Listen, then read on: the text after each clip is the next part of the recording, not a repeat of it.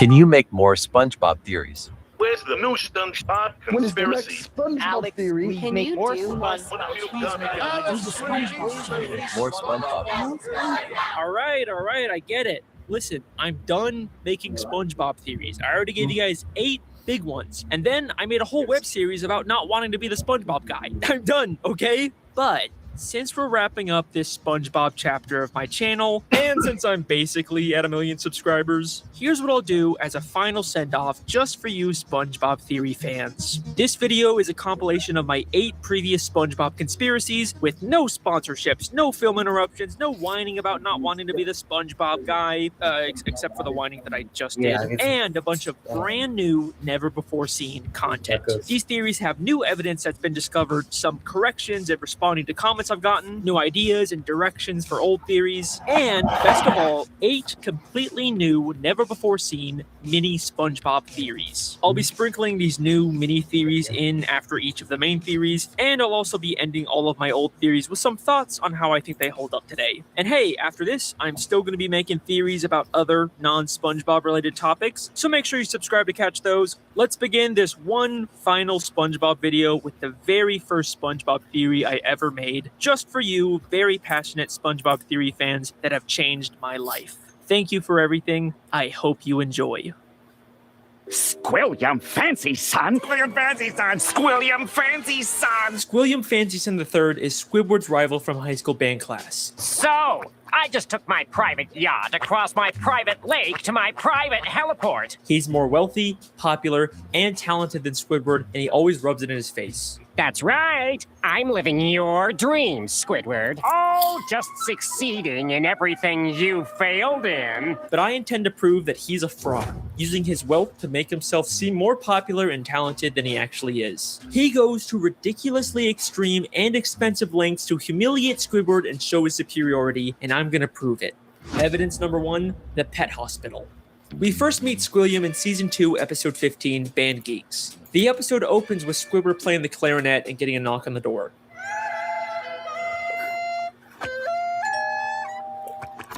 Yeah, we're with the pet hospital down the street, and I understand you have a dying animal on the premises.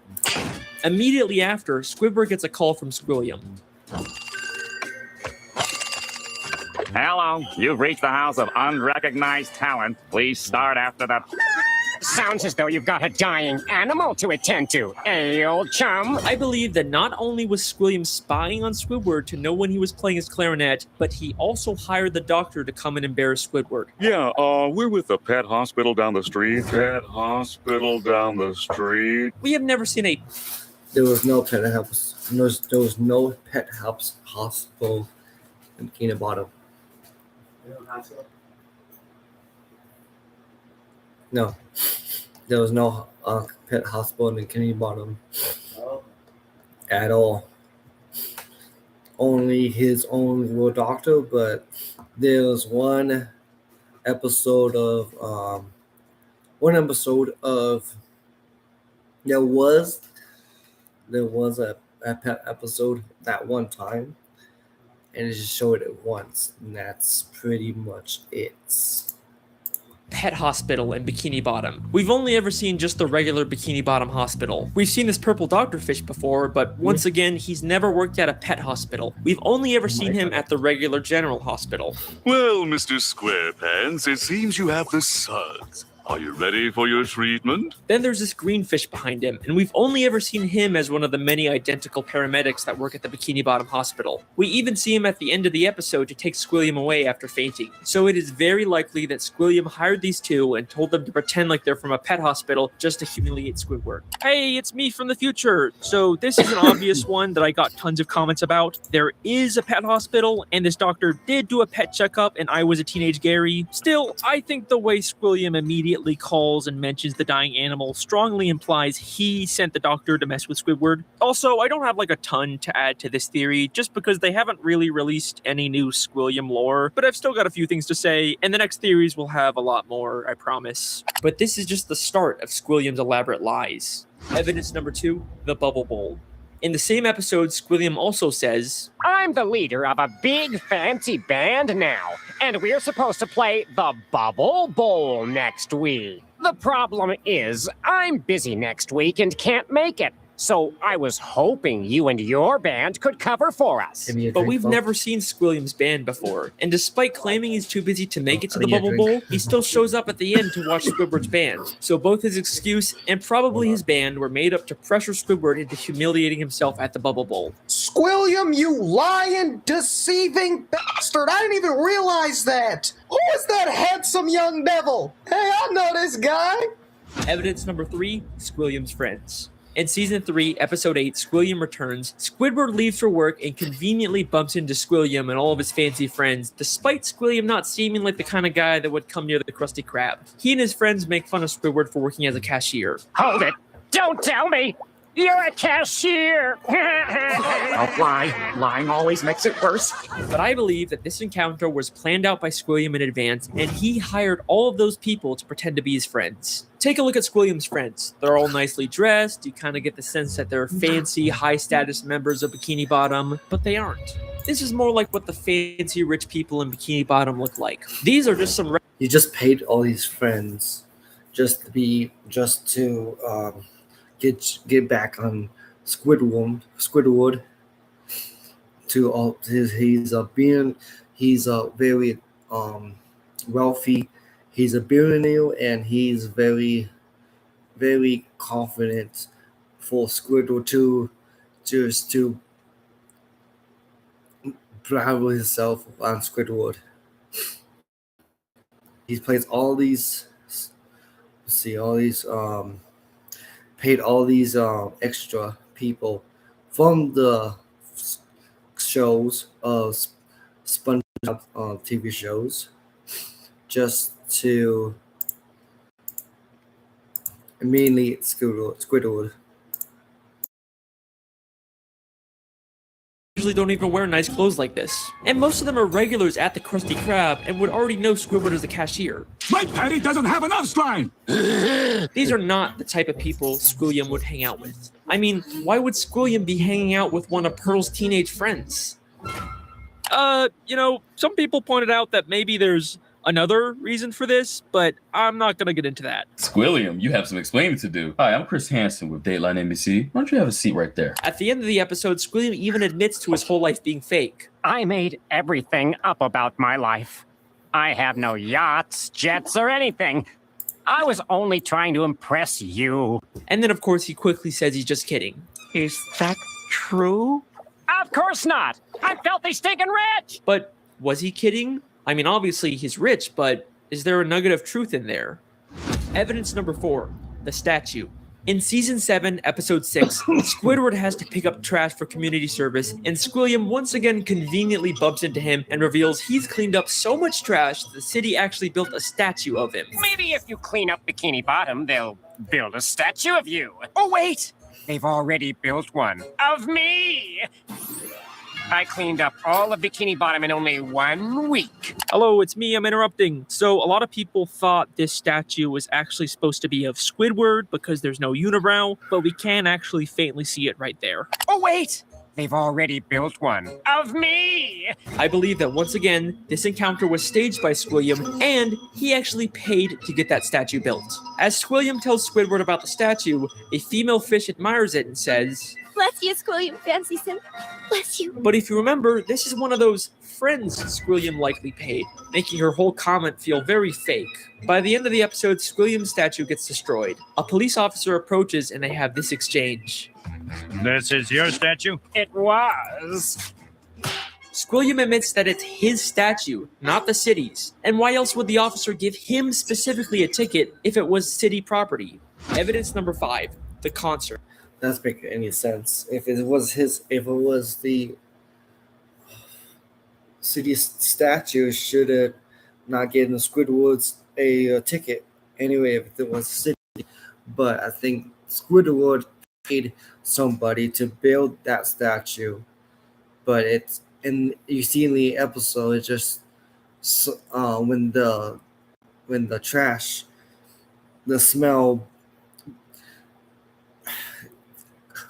Cartoon logic just melted the statue, and the police officer gave him a ticket.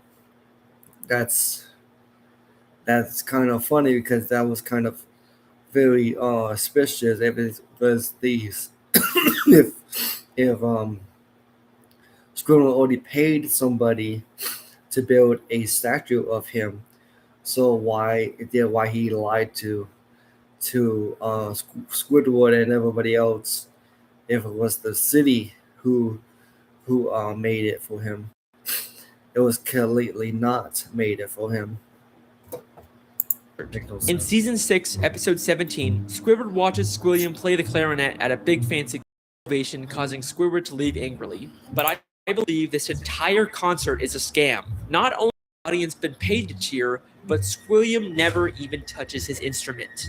Once again, many of the audience members were part of Squilliam's quote-unquote friends, but we also never actually see Squilliam play the clarinet. The episode opens right after he's finished his performance with the audience cheering, and one member of the audience says, He's such a great musician.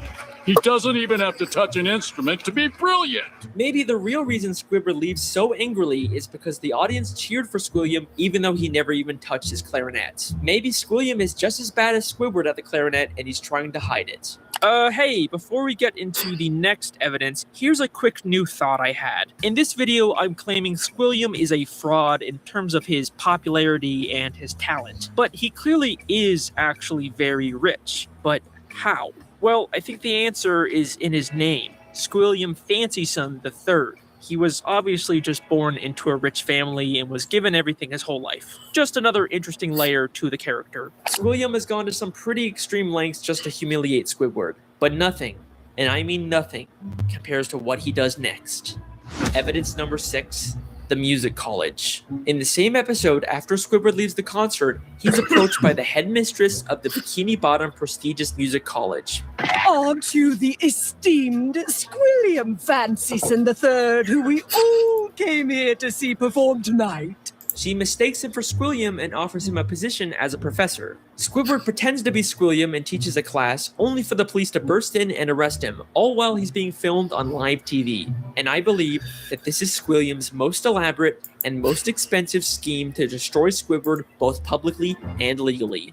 This encounter where Squidward gets offered a job is already suspiciously convenient, but listen closely to their exchange. I'm Squilliam Fancyson. But didn't you just say a minute ago that your name was Squidward Q Tentacles? It is. No, I didn't. Well, that's a relief. I mean, what kind of a moron would go to their worst enemy's music recital? What kind of moron would go to their own enemy's music recital? How does she know? How does she know? True. How does she fucking know? Yeah! You're onto something, my guy! How does she know that Squidward and Squilliam are enemies? If she knew who Squidward was, then why didn't she recognize him? Why would she mistake him for Squilliam? This feels way too much like she was hired by Squilliam to set a trap for Squidward. And if that's not enough, the headmistress's associate is literally just a Yeah, it's right here.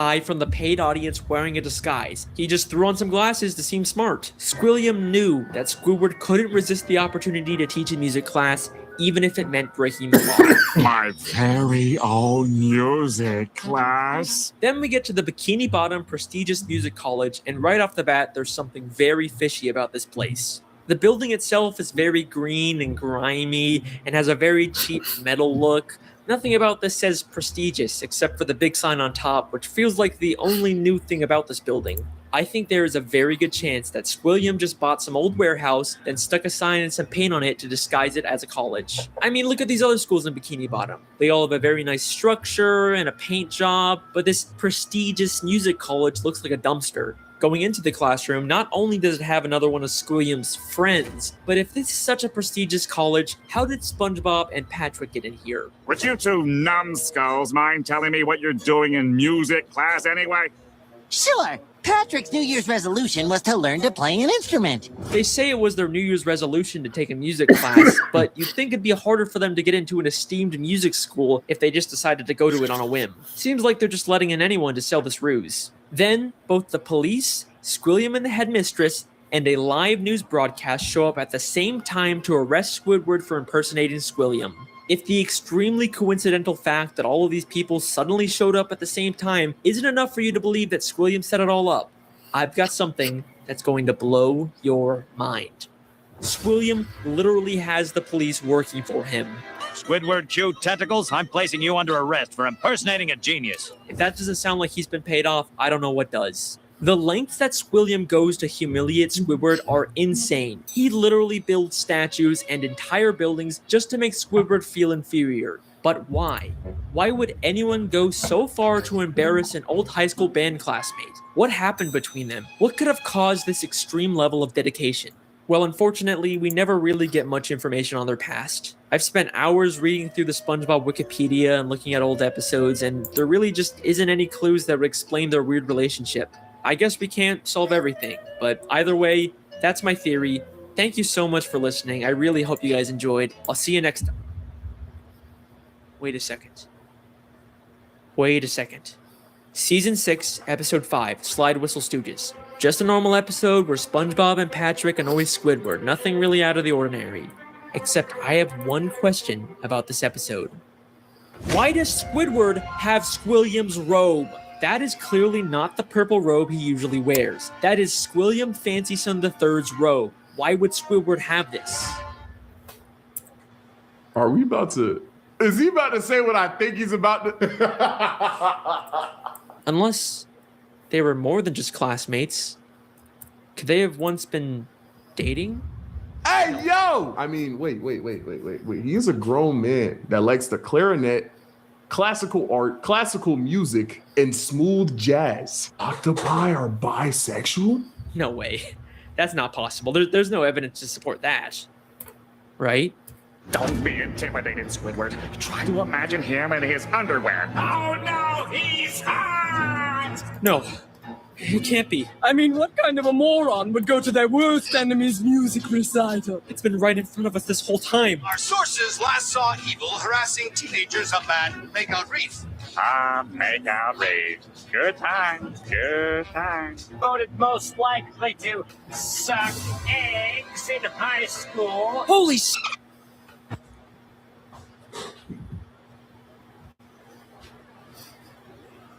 Alex Bale does it again. He does it again. He always has this way of being like, of the video obviously being a stretch, but he'll give you that one tidbit of it, the aha moment. He does it every time. He calls him Squiddy. Squiddy? That kind of sounds like a pet name for an ex, right? I don't know. Obviously, I didn't have a ton to add to this theory since there hasn't really been any new Squilliam episodes, but I have a lot more to say in the other theories, I promise. With Google Play Games, you can play unlocked. Unlock bigger screens. Yamster hoodie. So, before we get into the first official new mini-theory, I'm a few thoughts on how I think they hold up and where I think they rank among others. I think I'd probably rank this as my worst SpongeBob theory, even though I still think it's pretty plausible. It's just got a lot of issues with it. You can probably tell it's my first attempt at an actual theory, with some obvious things I got wrong, and the fact that a lot of the evidence relies on the continuity of very common background characters, which are obviously used very interchangeably in this show with no rhyme or reason. I still think there's some really good evidence here, like the design of the college, or the way this lady clearly knows more about Squidward than she's letting on. But also, you know, when you compare it to my later theories, it's kind of just a very basic, simple concept. I'm just claiming the asshole character is an even bigger asshole than you thought. It's really not that interesting or surprising. Oh well, we can only go up from here. Let's begin my first new mini theory. Yeah, I just get more light into So this. here's a question I've been asked from the very start of making these SpongeBob theories. How is there fire underwater? It's probably one of the most obvious contradictions in this show, and the creators will usually go out of their way to draw attention to the fact that it doesn't make any sense. At least it's warm around the fire. Hey, if we're underwater, how could there be a... Whoever sent this obviously has no idea about the physical limitations of life underwater. Might as well throw these in the fire. So finally, I will give the people my answer to this infamous age-old question: how is there fire underwater? It's just a cartoon. I'm not kidding, that's actually my answer. SpongeBob is not the real world. It's a cartoon. It has its own cartoon logic where absurd things like fire being underwater can happen. But that doesn't mean there's nothing here to theorize about. Just because it's cartoon logic doesn't mean it's not still logic. If you pay close attention, you can see that there is a consistent internal logic and rules to how this cartoon world really works. And I think how SpongeBob cartoon logic works is best explained in the Season 3 episode, Idiot Box. In this episode, SpongeBob and Patrick spend the day playing inside of a box, but Squidward keeps hearing impossible sound effects coming from it. SpongeBob? And how are they creating these sound effects? The imagination. How are you two making those noises? Imagine it.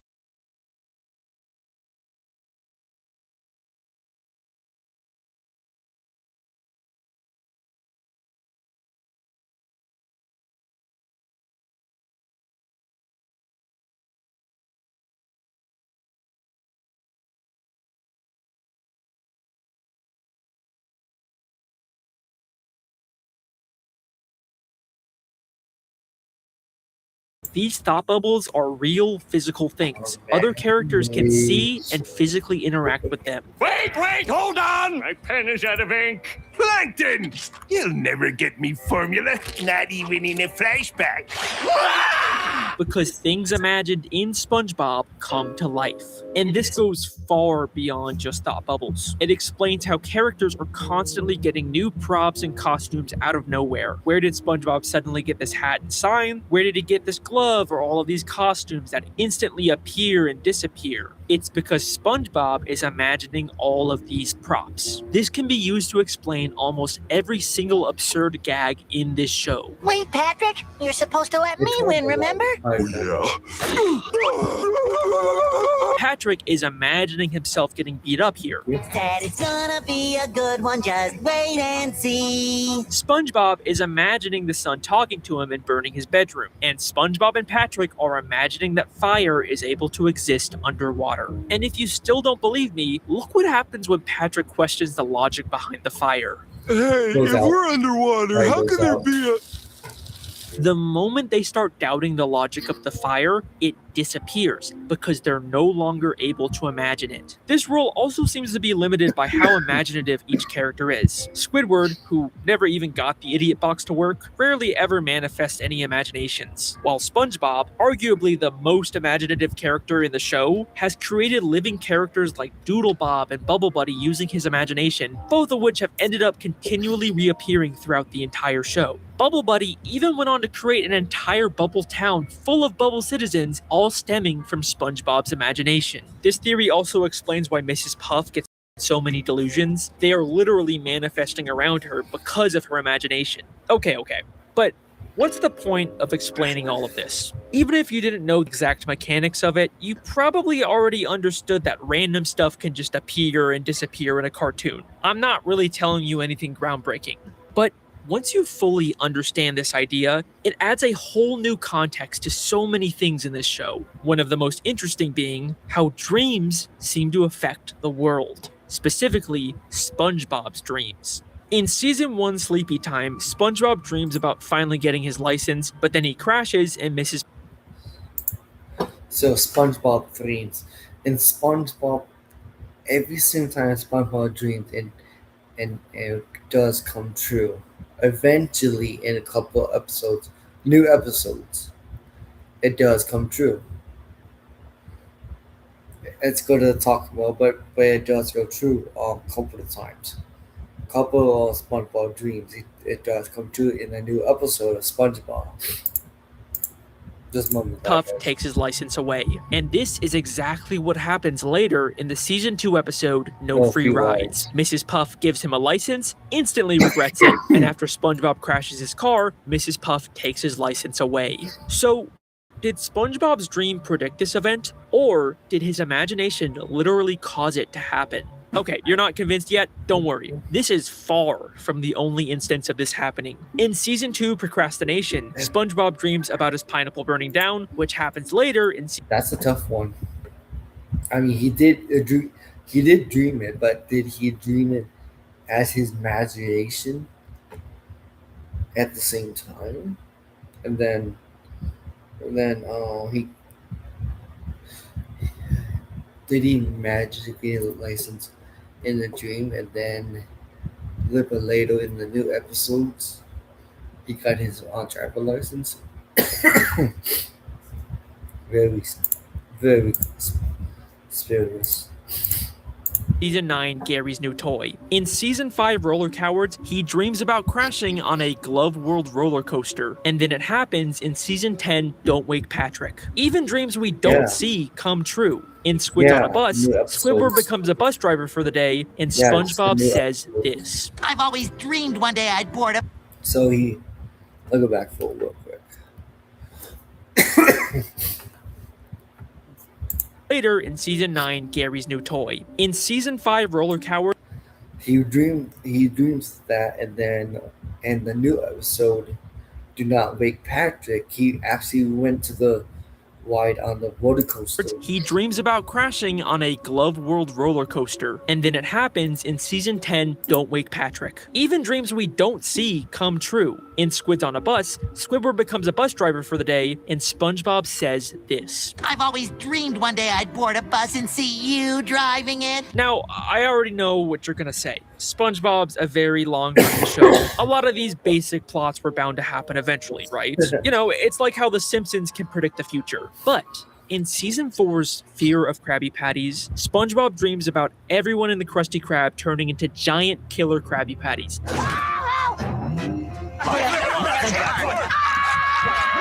That is a very weird and specific plot, and yet that's still exactly what happens 7 seasons later in Krabby Patty Creature Feature, when Mr. Krabs feeds people experimental Krabby Patties and turns everyone into giant mutant Krabby Patty monsters that try to hunt SpongeBob down. It seems like all of SpongeBob's dreams eventually manifest into real life because of the unlimited power of his imagination. Okay, that's all pretty interesting, right? But you want to know something really crazy? While researching this theory, I discovered something insane. Honestly, it may be one of the craziest discoveries I've ever found in this show. Are you ready? In the Season 6 special, Truth or Square, all of the characters get trapped inside of the massive ventilation system beneath the Krusty Krab. There's an entire network of tunnels and air ducts underground. At a certain point, Mr. Krabs gets separated from the group. A crossroads. I'll go this way, and SpongeBob, you lead him down that way. SpongeBob then takes a break to tell the story of when Mr. Krabs told him the Krabby Patty secret formula. This reminds me of the time Mr. Krabs confided in me the Krabby Patty recipe. Mr. Krabs called me into his office. And then something really strange happens. After the story, we cut back to the group, and Mr. Krabs is somehow back with them after previously being separated.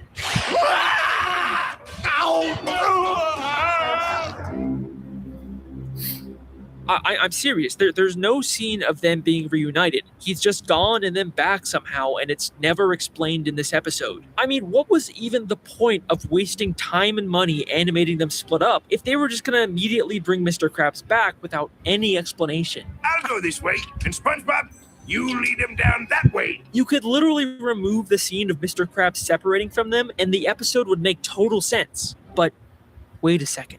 Look at how SpongeBob's story ends. You can never tell another looking so. Wait, hold on! Plankton! You'll never get me formula, not even in a flashback.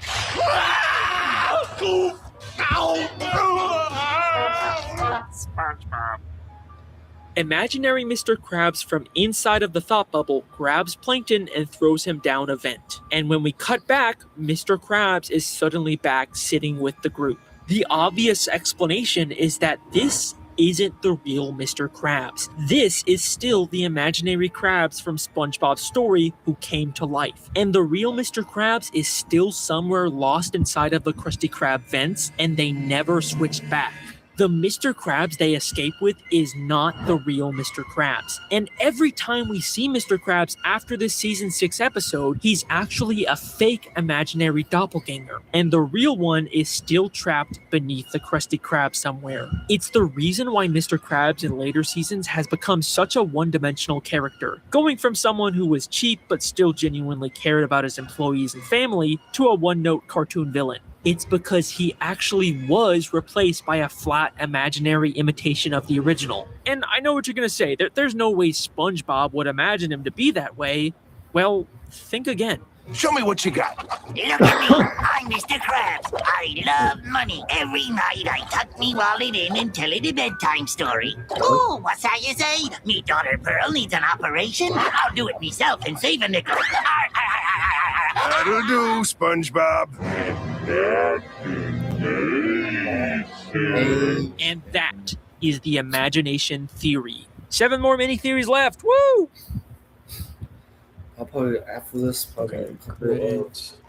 Wait, were you even listening? You haven't taken a single note this entire meeting? I'm actually listening better than I ever have. Let me share my screen. Do you see this? Everything we're saying is being transcribed in real time. Look, word for word. That's exactly what you just said. Wait. More, and then I'm going to end it. Give a lot. The show SpongeBob SquarePants is not what you think it is. There is a secret group of puppet masters who are always watching the citizens of Bikini Bottom and pulling the strings. Hidden within Bikini Bottom are spies that keep an eye on the characters and make sure everything goes to plan. This is a conspiracy that will fundamentally change the way you look at the show SpongeBob SquarePants, and I believe it's all actually intended by the creators, and I'm gonna prove it. This is the television theory. To start this theory, we have to go back to the very beginning of the very first episode of SpongeBob SquarePants. Ah, the sea. So fascinating. So wonderful. Here we see Bikini Bottom, teeming with life. Home of one of my favorite creatures, SpongeBob SquarePants. Yes, of course he lives in a pineapple, you silly. So let me ask you a question. Who's speaking in this The clip? narrator. Well, obviously that's just the narrator. We hear his voice many times throughout the show. Goo Lagoon. A stinky mud puddle for you and me. The Krusty Krab. Through these doors pass all the many kinds of undersea life. Puff's boating school, where diligent students learn the rules of the road. But who exactly is the narrator? Well, he's just the narrator, right? We're not supposed to think about who he is or why we're hearing him. Lots of shows have narrator framing devices we're not supposed to think about. Caillou was amazed that Mommy had made a rainbow, just like in the picture. But there's something different about this narrator. He sounds a lot like he's narrating a nature documentary. The ocean. From above, a simple blanket of water. But below, a complex world full of color, life, and wonder. The sea. So fascinating. So wonderful. Here we see Bikini Bottom, teeming with life. What if I told you that he's not just some random disembodied voice? He's an actual character in this universe. Here we are again at the Bikini Bottom boating school. Today is once again the day of SpongeBob's boating school exam. But more importantly, this is the last test for the year. And if SpongeBob does not pass this one, it means another whole year of boating school! SpongeBob literally crashes into the fourth wall, and we actually get to see the narrator and the camera he's been filming with. The show SpongeBob SquarePants is not just a cartoon. Everything we see is a part of a nature documentary television show being filmed by scuba divers. Hey, Alex from the future here. It is kind of weird that the scuba diver seems so small here compared to most humans we see in the show. I go into the theory, but we know humans have access to shrinking technology, so I think it's very possible the filmmakers shrunk themselves down to film the show. And if you're still not convinced, really hard and found an old SpongeBob DVD bonus feature that basically confirms everything. Since before time even existed, land-loving scientists have tried to learn the secret intelligence. Their studies led them to the sea, where the citizens of one undersea colony demonstrated a genius so enormous, felt compelled to record their actions for use in teaching mankind how to live better. The name of this miraculous place? Bikini Bottom. Poring over the mass of brainy masterminds scattered about this strange land, the scientists chose 6 Bikini Bottom residents at random to study. As the scientists marveled at the advanced knowledge and superior intellect of these 6 creatures, I went to college! they rolled their cameras and took notes. And now, finally, we can learn all of the things that these smarty pantsuses have to teach us. Life lessons from Bikini Bottom. I don't know how it can get any more clear than that. Now, if you rewatch the show with this new information in mind, some things start to take on a whole new meaning. Throughout the series, there's this weird, unexplained running gag of a human hand interfering with the characters. It's even in the beginning of every episode in the intro for the show. Maybe the filmmakers are doing a bit more than just studying these characters. The hand seems to mostly interfere just to maintain the health and safety of the characters, like treating SpongeBob for the suds. Well, Mr. SquarePants, it seems you have the suds. Are you ready for your treatment? Oh, Hans!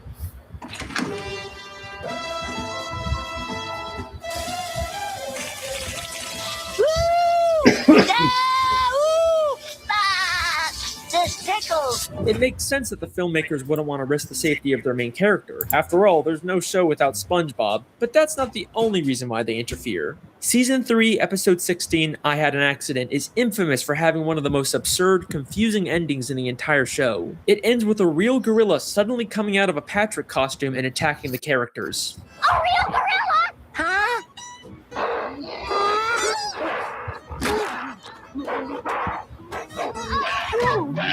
Then as soon as SpongeBob begins to question the logic of the scene, this happens. What's a gorilla doing underwater in the first place? Well, it's funny you should. I mean, see, George, they're onto us! Let's get out of here.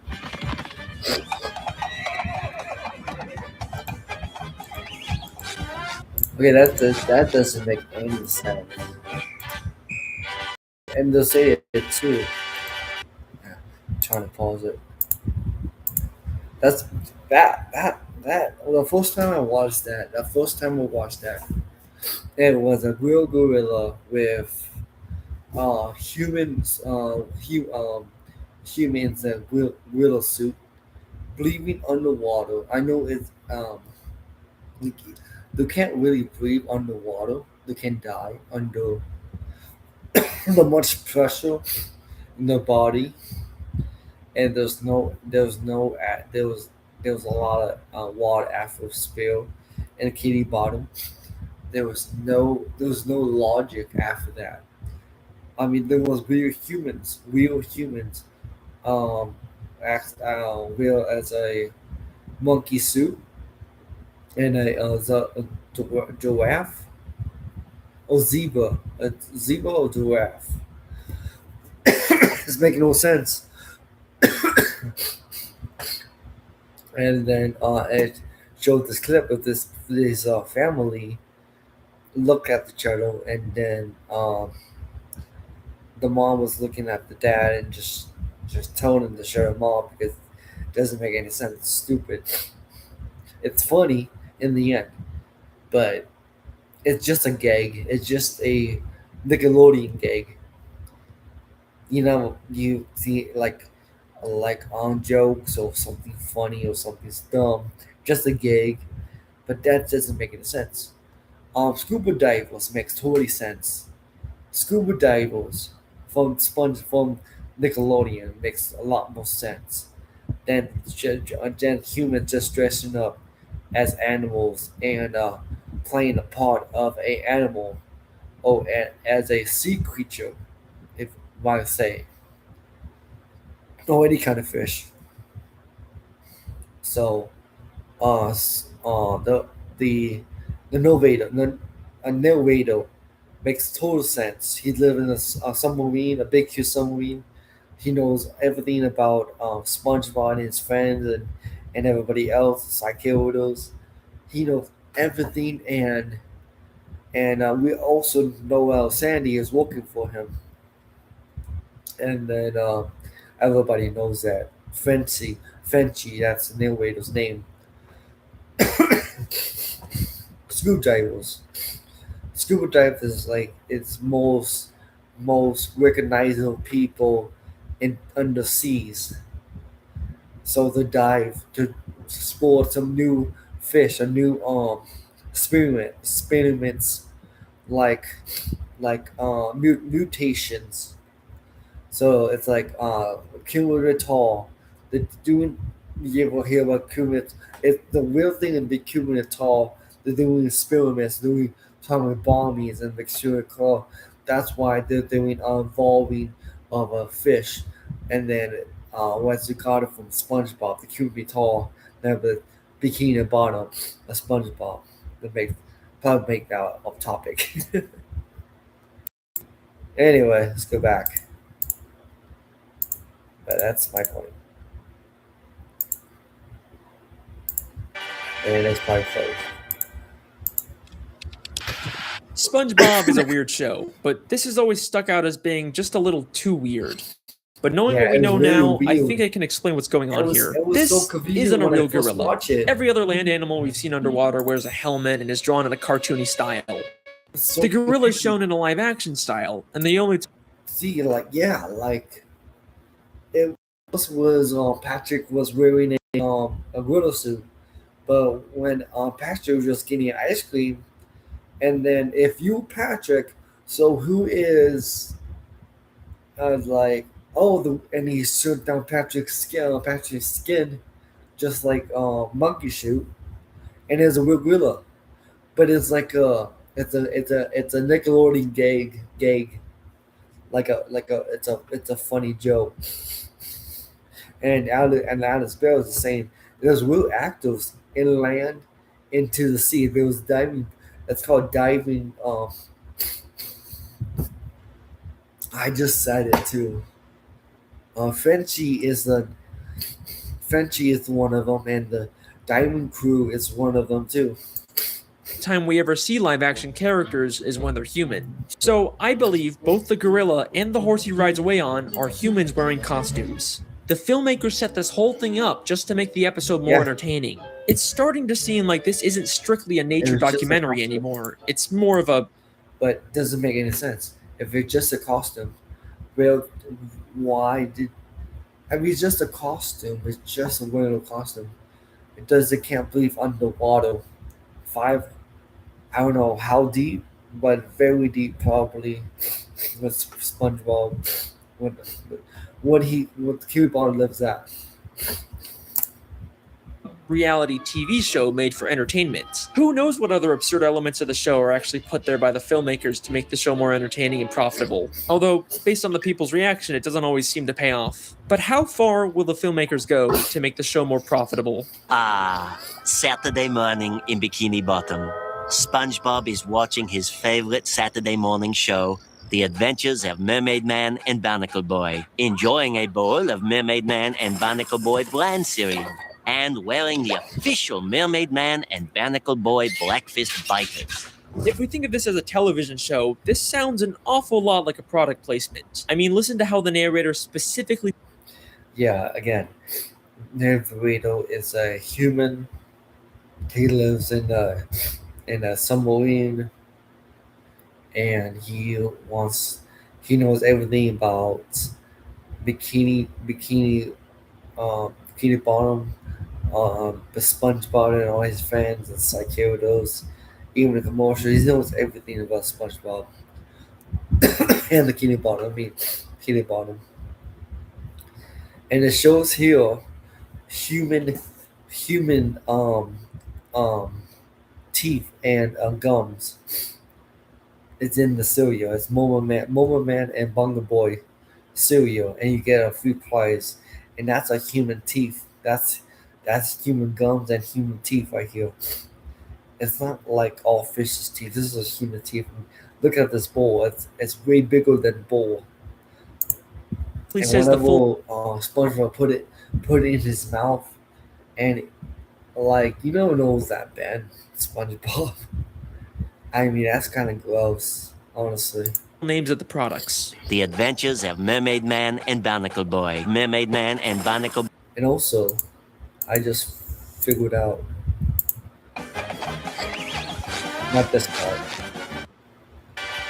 Weird show. It can explain wears a helmet or see live action on entertaining reality filmmakers to make. But how far In Bikini Adventures of Mermaid. Okay. SpongeBob. That's a diving this diamond head. That's when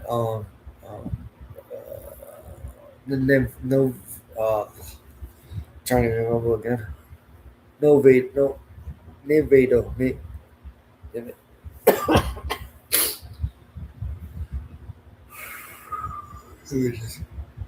Give me a minute.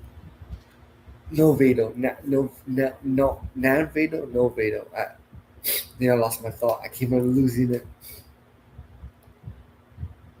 No Vado, no. I'm saying Vado. It's not Vader. It's not Darth Vader. It's Nel Vado. Nel Vado's helmet. Frenchie's helmet looks like Frenchie's helmet, or some other friend, some other close friend of Frenchie's helmet. Yeah, there was his head and his front side and the back side to put on the suit. Bob is watching his favorite Saturday morning show, The Adventures of Mermaid Man and Barnacle Boy, enjoying a bowl of Mermaid Man and Barnacle Boy brand cereal, and wearing the official Mermaid Man and Barnacle Boy Blackfist Bikers. If we think of this as a television show, this sounds an awful lot like a product placement. I mean, listen to how the narrator specifically says the full names of the products. The Adventures of Mermaid Man and Barnacle Boy, Mermaid Man Boy brand cereal, Mermaid Man and Barnacle Boy Blackfist Bikers. Why don't you let me fix you some of this new Mococo drink? All natural cocoa beans from the upper slopes of Mount Nicaragua. Yeah, who is this? No artificial sweeteners. What the hell are you talking about? Vito's talking to. Maybe the Mermaid Man and Barnacle Boy TV show is actually from the surface world. They are human after all. It makes sense that the filmmakers would choose superhero characters. Very true. And it's the commercials is actually shows online and land with people when humans watch all the time. So how do they Bikini Bottom get service or episodes down to the Bikini Bottom? That's why I want to know.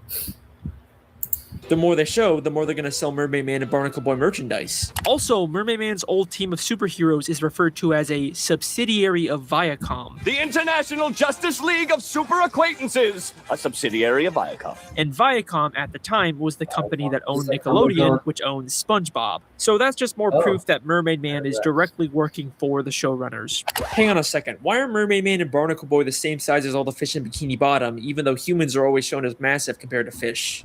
That's why I was thinking.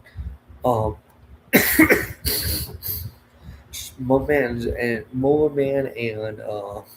Long Boy should be lots of taller and lot more can see.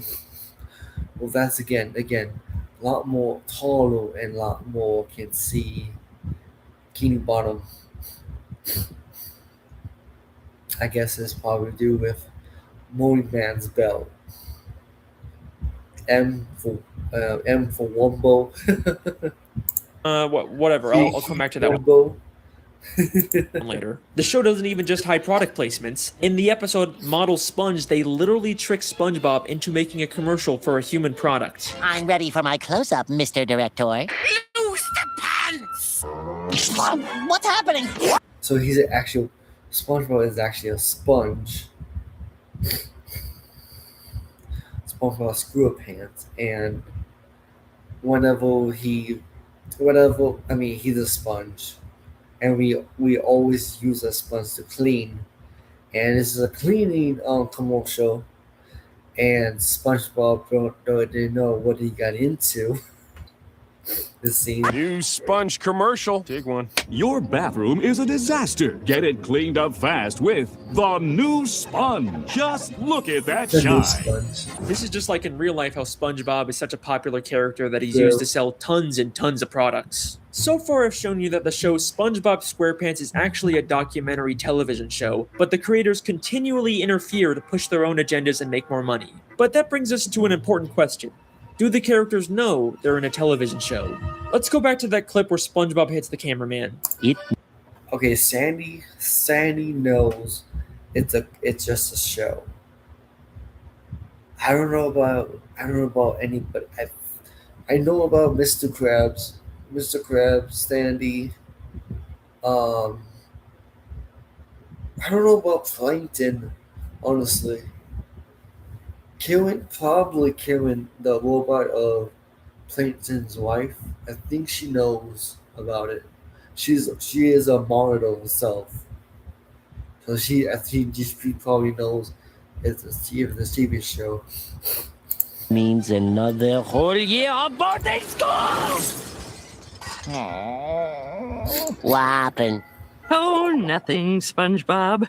You just struck another pedestrian. Mrs. Puff calls him a pedestrian, which sounds more like she thinks he's just some random Bikini Bottom citizen. The different types of marine life in SpongeBob are so diverse and weird looking that it's not too hard to believe that the characters just think these filmmakers are another weird type of fish. And back to the gorilla episode, the gorilla and the horse immediately get nervous and run away when SpongeBob questions what's going on.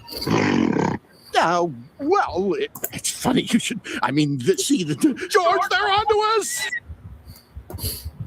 Yeah. Whatever. I'll come back to that one later. The show doesn't even just hide product placements. In the episode Model Sponge, they literally trick SpongeBob into making that it's not too hard to believe. Pants is actually a documentary television show. It is. Is a documentary, or it is just a TV show, a kids' TV show.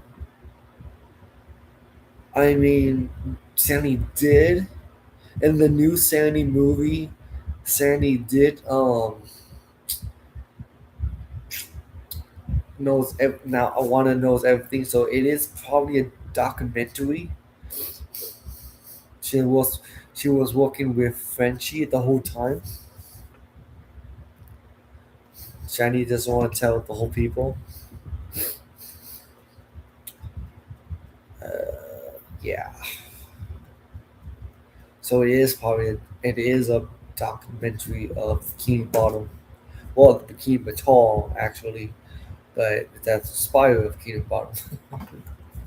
But the creators continually interfere to push their own agendas and make more money. But that brings us to an important question. Do the characters know they're in a television show? Let's go back to that clip where SpongeBob hits the cameraman. It means another whole year of boarding school. Struck another random Bikini Bottom. Too hard to believe that the characters just think immediately get nervous and run away. Yeah, this was like a fake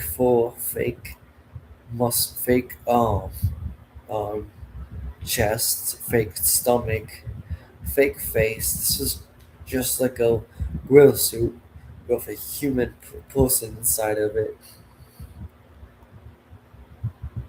And I don't know if they'll, I know this was probably a green screen. So they'll put like a gorilla, and then they'll have drawing SpongeBob within half here. It's a screen with the you can see the green screen audio. When SpongeBob questions what's going on. Well, it's funny you should. I mean, George, they're onto us. Let's get out of here. Almost like the creators don't want the characters to be aware their lives are being interfered with. Now, there isn't a ton of footage of the characters interacting with the filmmakers, but I dug really, really deep and found the smoking gun that answers all of our questions. This is an old commercial from 2004 made to promote the SpongeBob movie. SpongeBob, what kind of jellyfish is that? It's not a jellyfish, Patrick. It's a spaceship. Hey guys, it's Carlos from the Zone. I was wondering if you could answer a few questions. Questions? Run for your lives! No, Pat, don't you see? It wants to learn about our world, and it's chosen us. What? Yay! Oh, we've been chosen. A submarine comes down to SpongeBob and Patrick to ask questions to promote the new movie. SpongeBob and Patrick are clearly confused by this and think the submarine is some kind of alien. They also have no idea that they're the stars of a movie.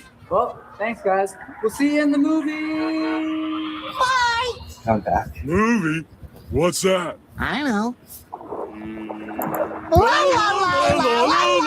So I think it's pretty clear at this point that the characters are unaware their lives are being filmed and interfered with. But there are some characters that have to have some level of awareness. For example, the Dr. Fish that told the human hand to treat SpongeBob, and the Director Fish that directed the commercial for the human world. What makes these characters so special? First off, the Director Fish isn't actually from Bikini Bottom. Before he directed this commercial, we saw him as a citizen of New Kelp City in the episode Whatever Happened to SpongeBob. Out of all the characters they could have used, they specifically chose a character from out of town. Almost like the filmmakers didn't want to use anyone in Bikini Bottom so they wouldn't risk everyone finding out about the television show. Then there's the Dr. Fish. We don't know where he originally came from, but he's an extremely suspicious character. Usually he's purple, but sometimes he's orange, sometimes he's purple with orange hands, sometimes he's a pirate, and he bears a striking resemblance to Dr. Manowar from the Jellyfish Convention. And now it only hurts when you touch it. Why does he have so many different disguises and identities? What is he hiding? Okay, so this isn't directly related to the television theory, but I have something really interesting to say about this doctor. In season 14's Don't Make Me Laugh, we see the Dr. Fish wearing orange gloves, and I'm pretty sure this is like a super subtle reference to this one time that he randomly had orange arms in season 1. It's like they're trying to retcon this old animation mistake and give it an in-universe explanation. They also did this with Perch Perkins, a side character who's notoriously switched back and forth between having orange and purple skin throughout the entire show. But in season 13, we get this close-up shot of him where we can see little smudges of purple makeup, implying his inconsistent colors was always him just wearing makeup. It's like the creators are telling us that little details matter. Even things that are obviously just animation mistakes have explanations in the lore of this show. Okay, sorry for the tangent. I just thought that was really interesting. Back to the theory. I believe hidden throughout Bikini Bottom are spies like this who are aware they're in a television show and keep tabs on the main characters and make sure everything goes to plan. There's so many suspicious characters in Bikini Bottom that it could literally be anyone. The mailman, the hot dog vendor, Old Man Jenkins, it could literally be anyone. Some people have pointed out that there's this scene with Patrick that could be implying he is a self-aware spy. 3 hours later. Can you move it along? I'm all out of time cards. But since this is the only example of anything suspicious with Patrick, I think it's a little more likely that he's just too stupid to understand what he's doing here. But what if I told you that the biggest spy of all isn't some random side character? It's one of the main characters of the show. Someone who's been there from the very beginning. Someone who's not even from Bikini Bottom. Someone who's not even from the ocean. That's right. Sandy Cheeks. Sandy Cheeks is the thrill-seeking scientific squirrel from Texas who lives underwater in her tree dome.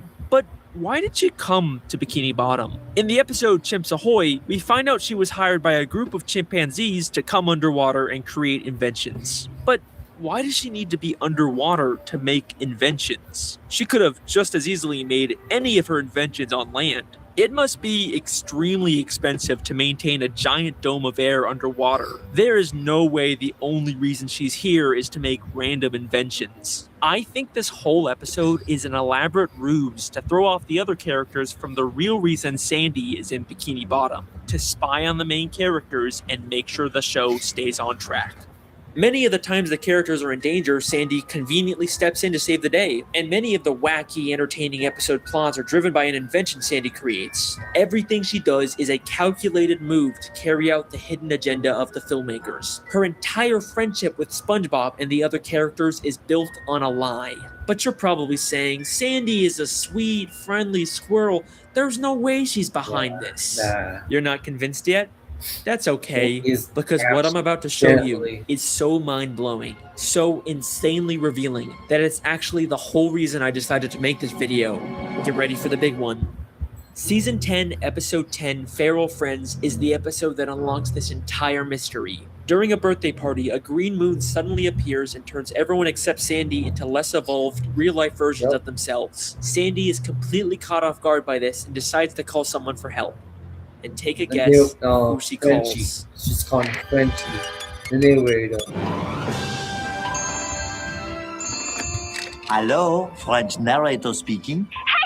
French narrator, French. Ah, Sandy Cheeks. How is it hanging? Oh, not hanging too good, Frenchie. You see, there's this... Don't say another word. I have been monitoring the behavior of the green moon all day.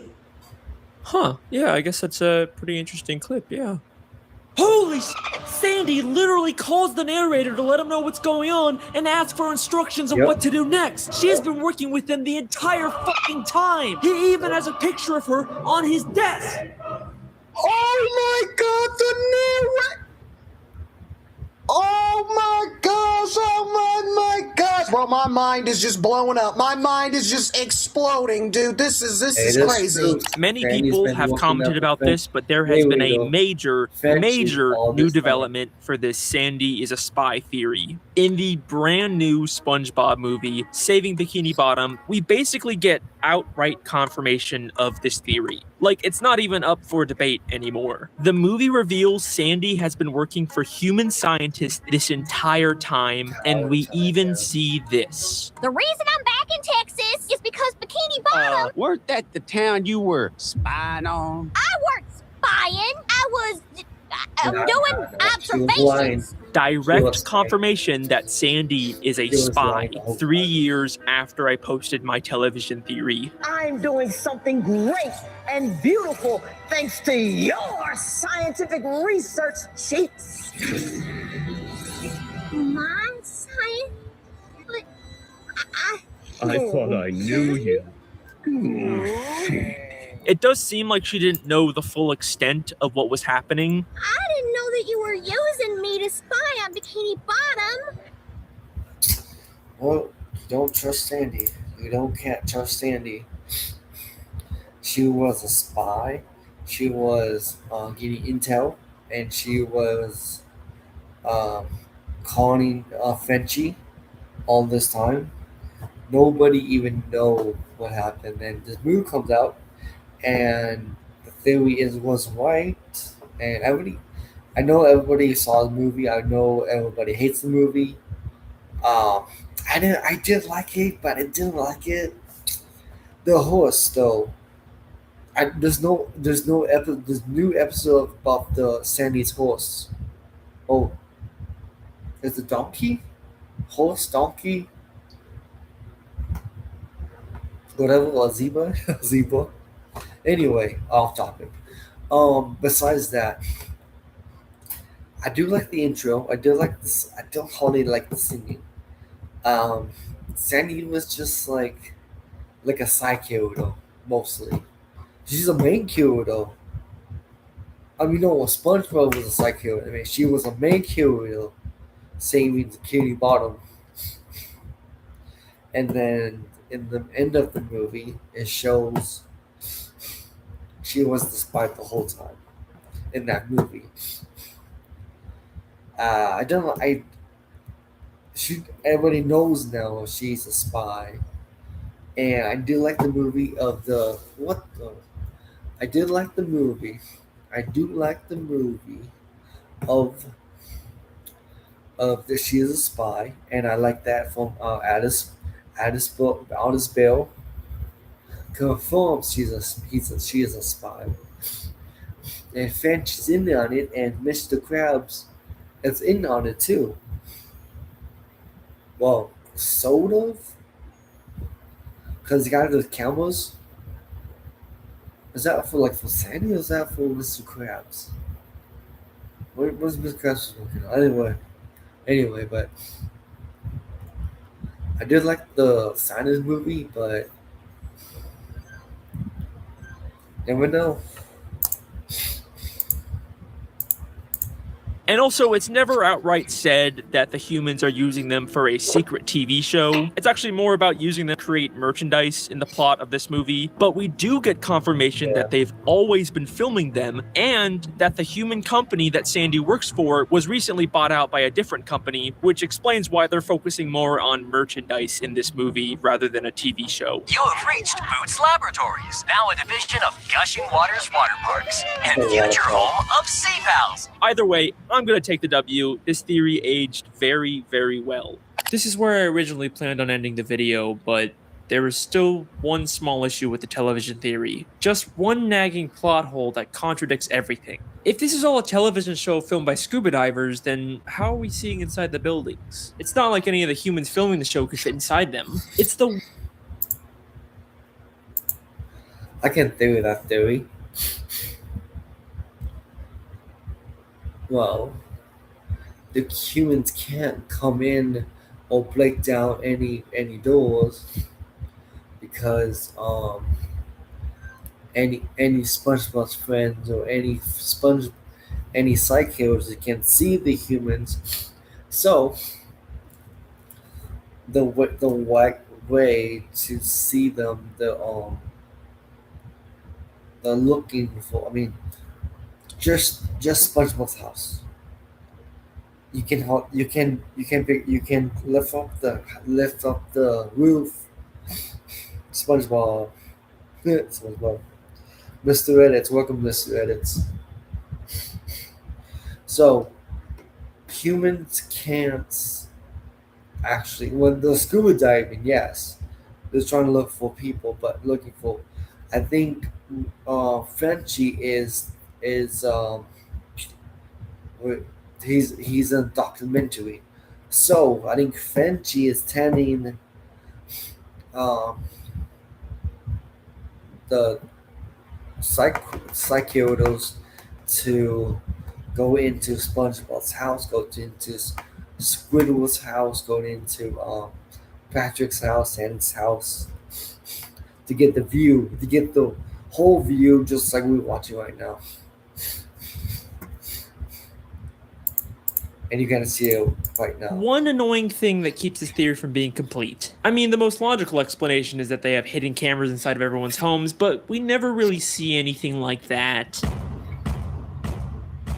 Mr. Krabs. Holy shit. Season 6, Episode 24, Truth or Square. The SpongeBob 10th Anniversary Special where they reveal lots of stuff about the characters. But the most damning piece of evidence comes from when the characters get lost in the Krusty Krab vents and end up in a room full of monitors showing live footage of all of their homes. Oh, my house is on TV. I think, my theory is, we got Sandy's,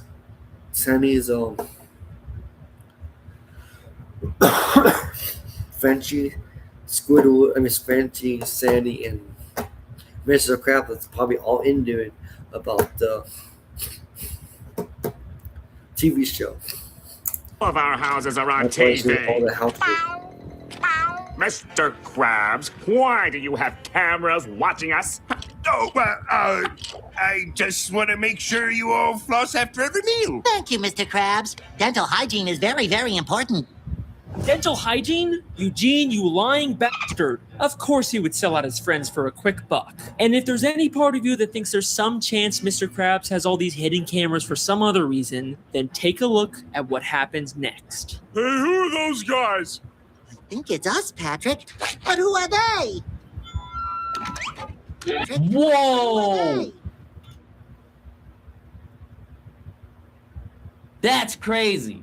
That is crazy. Alright, they're not even trying to hide it anymore. A cameraman and a boom operator have been following around the characters this entire time. And just like the gorilla, as soon as they get seen, they make a run for it. Okay, so obviously in the new Sandy movie, Mr. Krabs sort of acts surprised and betrayed by Sandy being a spy, which kind of makes it seem like he's not a spy, but think about it. If you were Mr. Krabs and a fellow spy's cover was just blown, you're not just gonna confess that Yeah, you are also makes a sense. spy. You're obviously gonna play along and pretend like you didn't know anything. I don't think this really disproves anything here. The case is closed. What? The Yeah, television I think- theory is something the show has consistently alluded to from think the very one- first episode to the newest episodes. Maybe one day the show will actually directly address it and our characters will discover the real truth about the 100%. This shows you right there. Mr. Krabs is a spy. I think he was on it. I think he was in it just for the money. Like always. Mr. Krabs is a spy. And now SpongeBob, Patrick, Plankton. I think Plankton was there. Plankton. No, it was Patrick, SpongeBob, Squidward. I don't know. I think it was Plankton. Let me go back. I'm doing observations. It must be really interesting fact. Not convinced yet? Saving Bikini the humans film. You were Mr. Krabs and My house is on Yep. TV. Patrick, SpongeBob, and Squidward. All of our houses are on TV. He is a spy. Mr. Krabs, why do you have cameras watching us?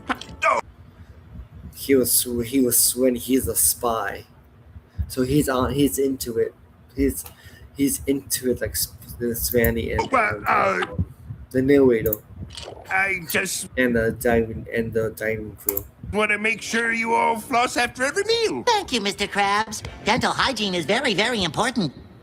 Dental hygiene? Eugene, you lying bastard. Of course he would sell out his friends for a quick buck. And if I told you. So he's a spy. He's a spy. He has his house. SpongeBob, Squidward, SpongeBob. Wait. Why he has okay. He has all these houses, but why is why? Okay, he has his house. He has SpongeBob. And he has Squidward. And the first one, I guess he's just flipping around for each houses, SpongeBob, Squidward, and Patrick's. He has the chum bucket, Plankton. He got Mr. Krabs. He got Sandy. He's probably working with. He has his Bikini Bottoms buildings. He has. Is that the quest? Oh, he has his. Okay, I see it now. I don't know. This is he was the remote controls to flip everything. Anyway, he has his office. He has I don't know what is that green. Looks like Sandy's dome. I'm not sure. This is Sandy's dome with the big tree. I think inside of the Sandy's dome, I'm not sure. And then the kitchen of Krusty Krabs. And then this lady. I don't know who this lady is. A secret character? Not sure. Looks like some in the background looks like chaos, fire, something. If there's any part of you that thinks there's some chance Mr. Krabs has all these hidden Yeah, he's a spy for sure. cameras for some other reason, then take a look at what happens next. Hey, who are those guys? I think it's Okay, show it real clearly. His office, SpongeBob, Squidward's, and Patrick's house, and short the videos of him, and then the shows Mr. Krabs, SpongeBob, Patrick, and Squidward. Behind him, there's a camera behind him, and Mr. Krabs. And, Does Patrick? Mr. Krabs, I mean. But who are they? So, can't the like Mole Man and Bunga Boy, the heights, the human, but this is all fish. Crew. Not even the Dining Boys. Dining was like so bigger than Mole Man and Bunga Boy height in the show. fish. Whoa! That's crazy. That is crazy. All right, they're not even trying to hide it anymore. A cameraman and a boom operator have been following around the characters this entire time. And just like the gorilla, as soon as they get seen, they make a run for it. Okay, so obviously in the new Sandy movie, Mr. Krabs sort of acts surprised and betrayed by Sandy being a spy, which kind of makes it seem like he's not a spy, but think about it. If you were Mr. Krabs and a fellow spy's cover was just blown, you're not just gonna confess that you are also a spy. You're obviously gonna play along and pretend like you didn't know anything. I don't think this really disproves anything here. The case is closed. The television theory is something the show has consistently alluded to for the very because he was spying on everybody too. The human company that Sandy Mr. Krabs he works for was recently bought out by a different company, which explains why My house is on. You were Mr. Krabs and a fellow spy's cover. He is a spy. He's just covering up. Sandy is the Sandy blowed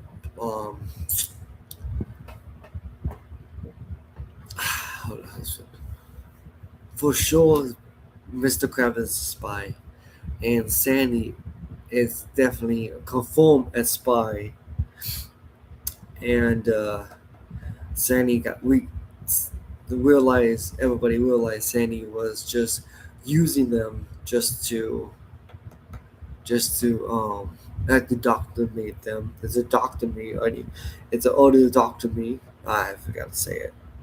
Learning about the ocean and learning about the creatures and the fishes and the fish, whatever.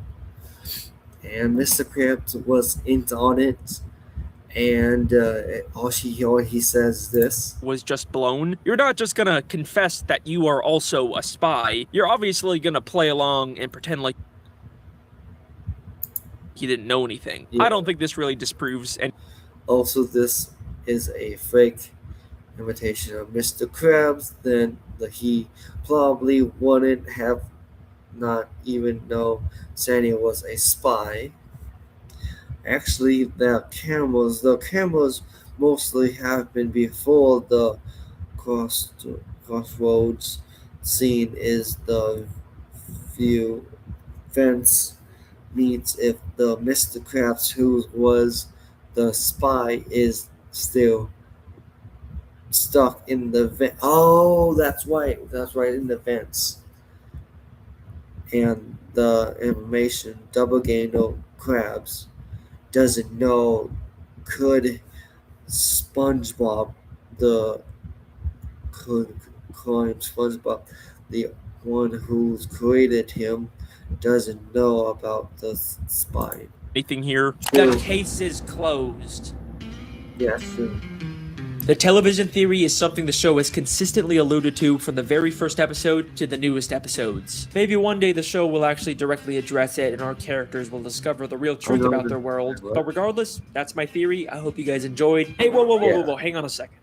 You thought I forgot about the Mermaid Man and Barnacle Boy thing, didn't you? Alright, here's a quick bonus theory. Oh yeah, I guess this one already kind of had a bonus mini theory. I'll still do a new proper mini theory after this, so don't worry. Mermaid Man and Barnacle Boy were two superheroes that fought crime underwater and protected the sea from evil. Whether or not they actually did this or was all staged for television isn't clear, but they both spent their lives underwater until they became old and retired. But after spending so much time under the sea, they no longer fit in with human society. Plus, Mermaid Man is clearly dealing with some form of dementia and PTSD from fighting evil. But you can't retire. There's evil afoot. What evil?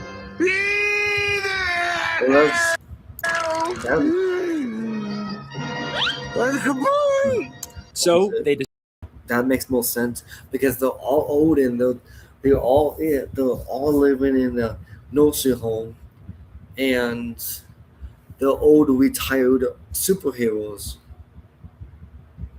and they're living in a nursing home for a reason. And Momo Man, he's got dementia, and Bunga Boy, I know Momo Man has dementia, And I don't know about Bomb Boy. He's just probably old.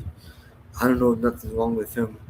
But I know Moment Man does have dementia. And he always say evil all the time, like I said earlier. And that's it. Nothing's wrong with Barnacle Boy. He is old, but I think he forgot sometimes too. He forgets sometimes. What was it? I will come back with if I know the answer. But let's keep playing this. Decided to live the rest of their lives in Bikini Bottom, and in order to fit in better with their fellow sea creatures, they made the permanent decision to shrink themselves using Mermaid Man's shrinking belt. The case is closed. That got Again. dementia. These theories are they're crazy, man. I don't know where he comes up with it. I don't know how he finds it, but the man Moment Man got dementia, and Barnacle Boy has old timers. I mean, I'm not sure if. No, he doesn't have old timers. Not wait. Mama has. I think he does. I don't know. man is he's spot on. He is spot on. I believe all of it. Today is broken. Every day, people juggle But so I- many but I different swear, tools Moment just to Man get has work dementia. done. A simple Moment has dementia, and Bong Boy he's just really old. He's old, washed up superheroes. Lives in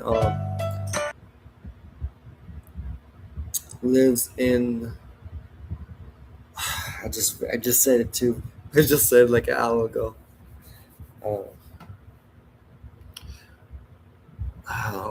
I just said it too, but you know what I just said. Okay, I'm just gonna say it Retirement homes.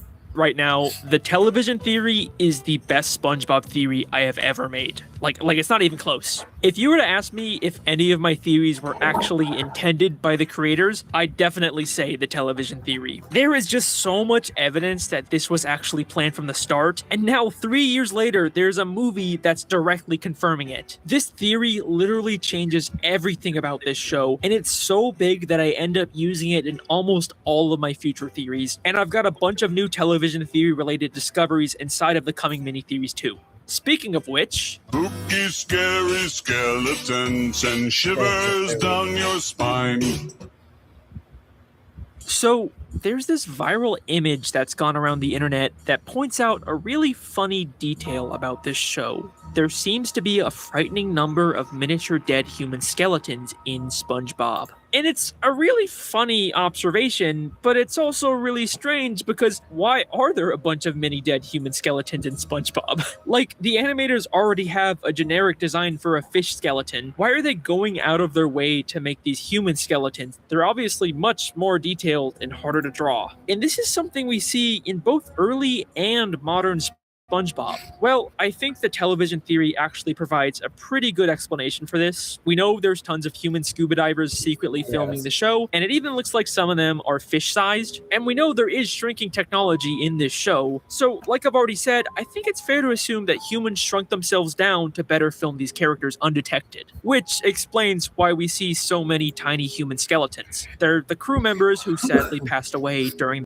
SpongeBob. They are deep underwater after all. It's not the safest place for humans to be. And that's about all I had to say about this topic. It's not actually that interesting. I probably wouldn't have even bothered making this separate mini theory if it wasn't for a very interesting piece of SpongeBob history that was recently made public. The original SpongeBob Pitch Bible, the document created by Steven Hillenburg in 1997 to pitch the show to Nickelodeon, was just recently finally made available to the public. And it is full of fascinating early ideas and concept art for the show. But what's interesting to me is that much like the show itself, the Pitch Bible is presented like a fictional in-universe report from a team of deep sea divers discovering Bikini Bottom for the first time. An afternoon descent into the deep crystalline gulf, which plummets from the island's coral base, revealed a natural wonder which had so long eluded the eyes of mankind. We had indeed found Sponge Boy, which was the original name for SpongeBob.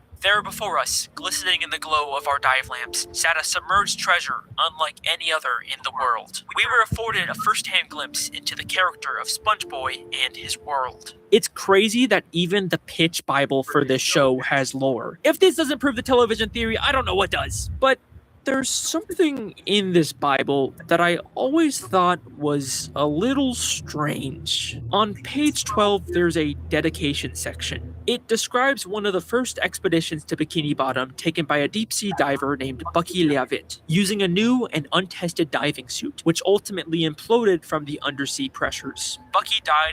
And that's on SpongeBob's TV in his living room. That's SpongeBob TV in his living room.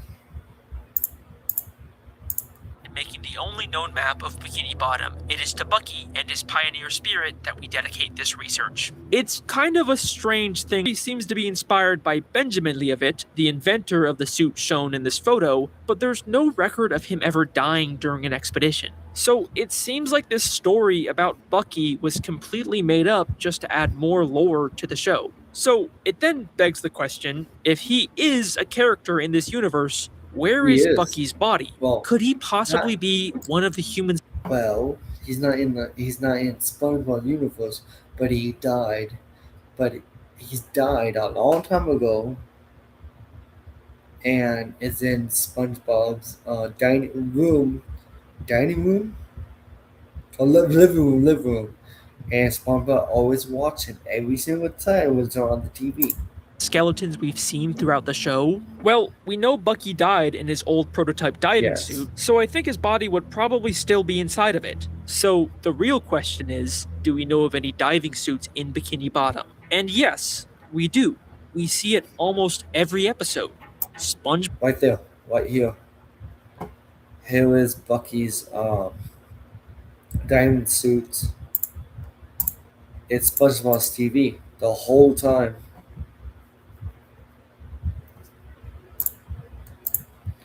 Bob's television. Television's right here. Here's Bucky's head. Bucky's held whale going down. Here's the antennas. I mean, I think they're making it for like a TV. I don't know what's the antennas for, but that is shoulders.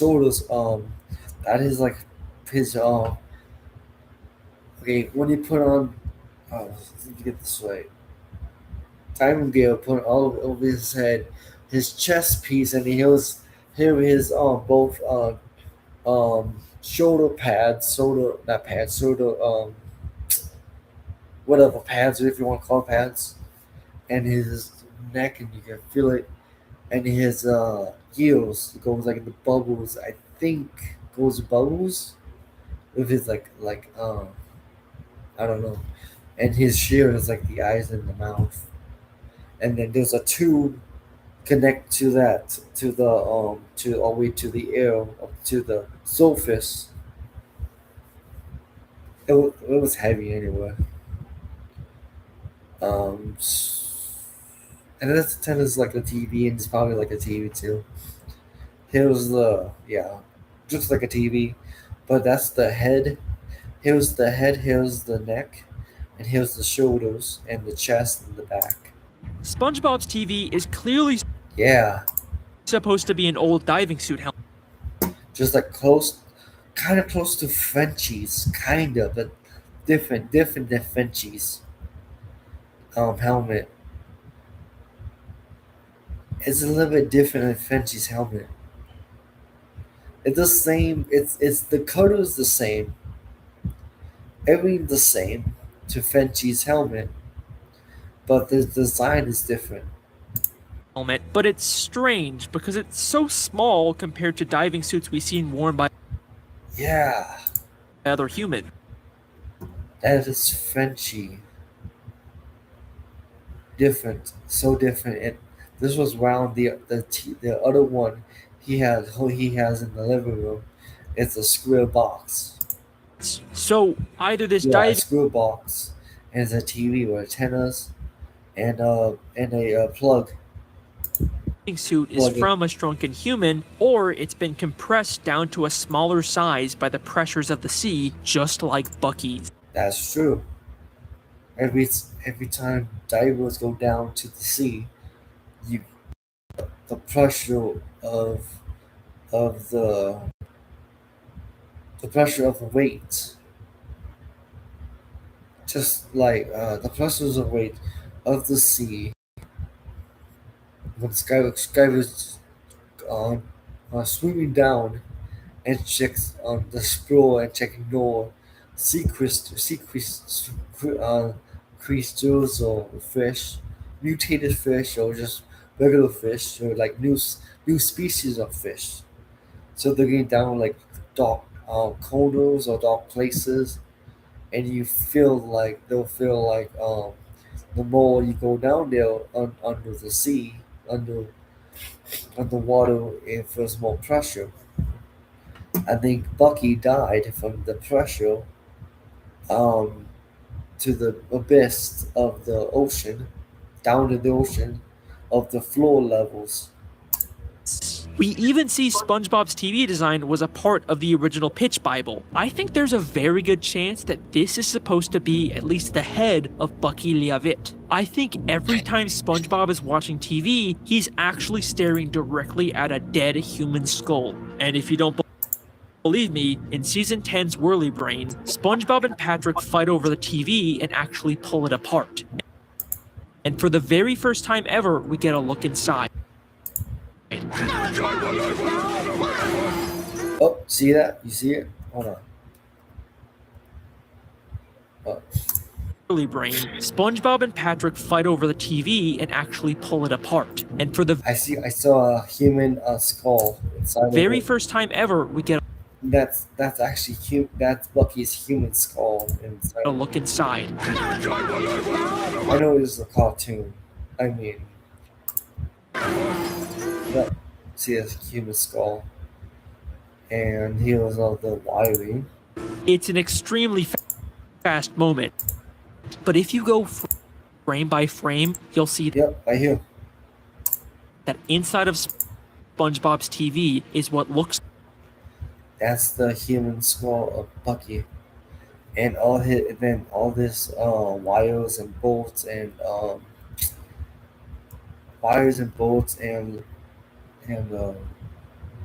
bulb and static from the TV, and that's Bucky's helmet, the Bucky skull. But it looks like the guy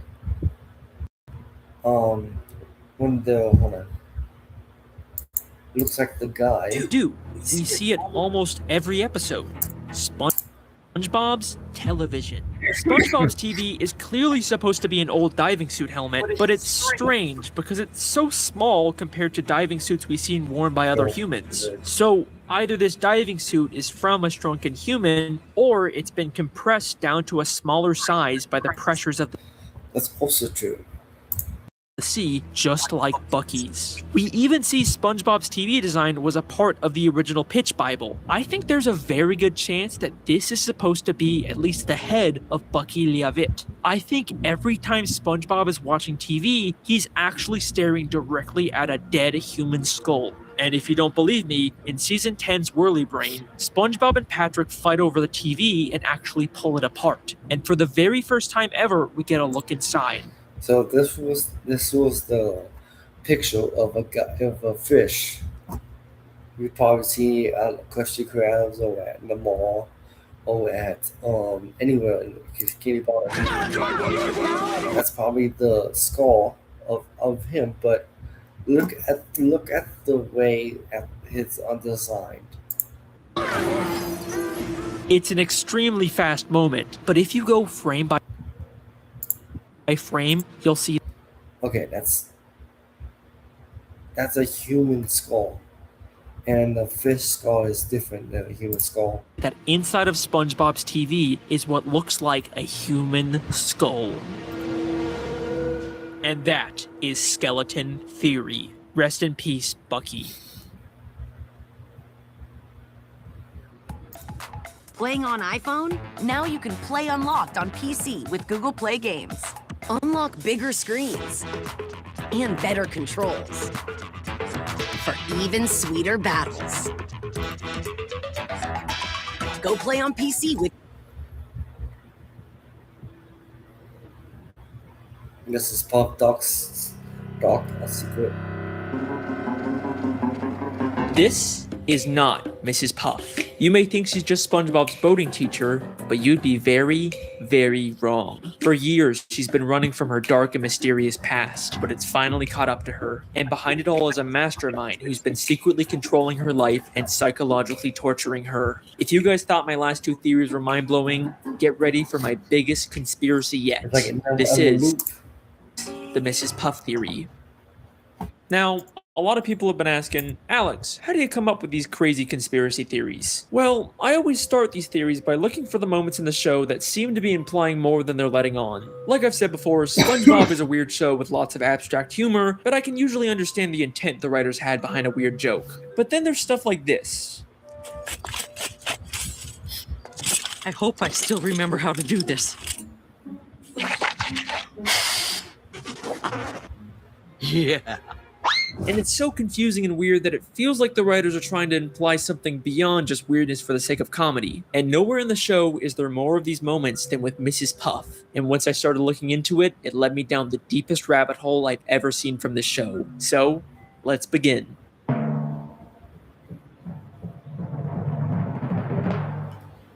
Mrs. Puff is a boating school teacher in Bikini Bottom. She's passed all of her students except for one, SpongeBob SquarePants. He's taken her driver's test hundreds of times, and he always ends up failing it and causing destruction and chaos that usually ends up with Mrs. Puff going to jail, despite it not really being her fault. We also know that she was once married, but her husband was killed by fishermen. That's my driving teacher, Mrs. Puff.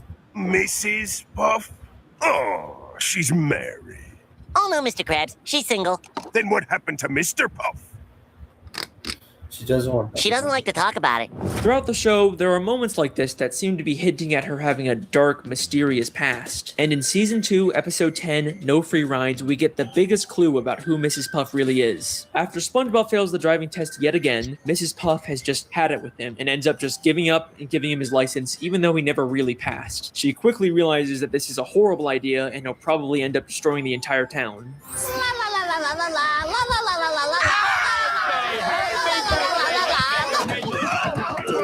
So much destruction. This reporter asks, why? Local consensus places the blame on this negligent, selfish driving instructor who... Remember this clip, because it's going to be very important later on. And then she says this insanely revealing line. What have I done? Everyone will know that I let him slide through school. I'll have to move to a new city, start a new boating school with a new name. No, not again. No, not again. Come on, it's like they're just begging someone to make a theory about this. So we now know Mrs. Puff was originally from a different town, she used to own a different boating school, and Mrs. Puff isn't even her real name. There's something in her past that she ran away from. Now, there's been some debate over whether she's actually referring to a new name for herself or for her boating school, but I do think she's talking about her own name. Because if she's trying to run away from something in her past, she wouldn't start a new boating school with her real name in the title. Now, when she says again, I don't think she's just referring to starting a new life. Everyone will know that I let him slide through school. Not again. I think at her previous boating school, she had a terrible student just like SpongeBob, who she prematurely gave a license to, and it led to something so terrible happening that she had to run away and start a whole new life. In Season 3, Episode 5, Doing Time, we get a flashback to when she first opened up the school. Where did I go wrong? With the opening of my new boating school, I pledge that as long as a student is willing to learn, I shall never give up. Hi, I'm SpongeBob SquarePants. With the opening of this new boating school, let's keep in mind that this is not her first boating school. Maybe the whole reason she's making this pledge now at her second school is because she gave up on a student at her previous school, and that led to her having to run away and start a new life. She's pledging to never make the same mistake again. Now let's skip ahead to one of the newer episodes. Season 12, episode 21, Lighthouse Louie, where Mrs. Puff has SpongeBob organize all the stuff she keeps in the school's lighthouse. There's lots of interesting things hidden in the background, but the first thing that caught my eye was this file labeled Mrs. Puff. It makes sense for a teacher to have files on all their students, but why would she have a file about herself? But let's remember, she's not Mrs. Puff. That's a fake identity she created. And I'm willing to bet all of her fake identification documents are in this file. Hey, Alex from the future here. This is actually the file from Mrs. Puff You're Fired that shows all the time she's failed to pass SpongeBob. But let's be honest, this was the least impressive evidence in this lighthouse, so I think it's fine. But that's not the only hint about Mrs. Puff's past in this lighthouse. There is something in here that directly confirms all of this. As SpongeBob swallows all of Mrs. Puff's junk, we see something very interesting for only a few frames.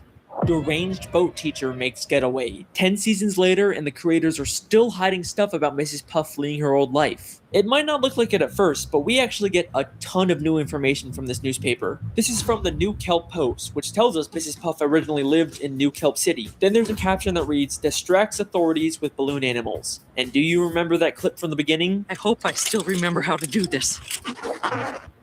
Yeah.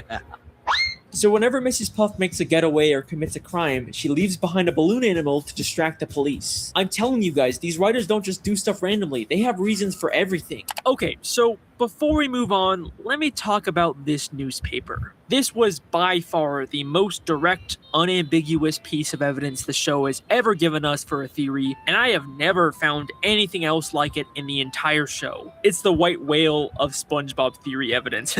But would you believe me if I told you that this newspaper actually has more hidden information inside of it that I missed? If we look at the storyboard for this episode, we can see the newspaper originally had even more information about Mrs. Puff. Obviously the big one, we now finally know Mrs. Puff's real name. Bobby Blowfish. Originally, we only had the date the newspaper was published, but now we have the year. This is the same year that the SpongeBob pilot came out. And finally, we now know how Mrs. Puff escaped the cops chasing her. In the bottom picture, we see her heading towards a cliff with a sign that says Rock Bottom, a place that only the most skilled drivers could navigate. How is there still so much hidden lore in this newspaper? And the most damning piece of evidence from this newspaper is actually the picture of Mrs. Puff. Kind of a strange photo, right? We have seen this exact same photo of her before. In the episode No Free Rides, when she imagines what would happen if SpongeBob got his license. Local consensus places the blame on this negligent, selfish driving instructor. Oh, it's the mugshot! Yep. Oh, you're right! Holy fuck, bro! This isn't a conspiracy! This is real! This means that this isn't just her imagination of what might happen. This is also her remembering what happened when she lived in New Kelp City and prematurely gave one of her students a license. And I'm willing to bet that the fish reporting the news is the exact same one who reported about her in New Kelp City. Let me explain. We know from the episode Whatever Happened to SpongeBob that reporters from the Bikini Bottom News can also work for the New Kelp City News. But the real reason I think this is because of his hair. In the entire show, we have never seen this fish reporter with hair before. Why would the creators go out of their way to add that detail? Because Mrs. Puff isn't imagining him as he looks now. She's remembering him from years ago when he used to have hair, when he reported about her in New Kelp City. But how does he have hair if he's a robot? All right, listen, when you make 8 crazy different theories, sometimes they're not all gonna perfectly line up, okay? What are you gonna do? Mrs. from her past ever since, and is now forced to relive her experience with an unteachable student through SpongeBob. But reliving this trauma has pushed her to the point of complete insanity. And trust me when I say that you have no idea how delusional she actually is.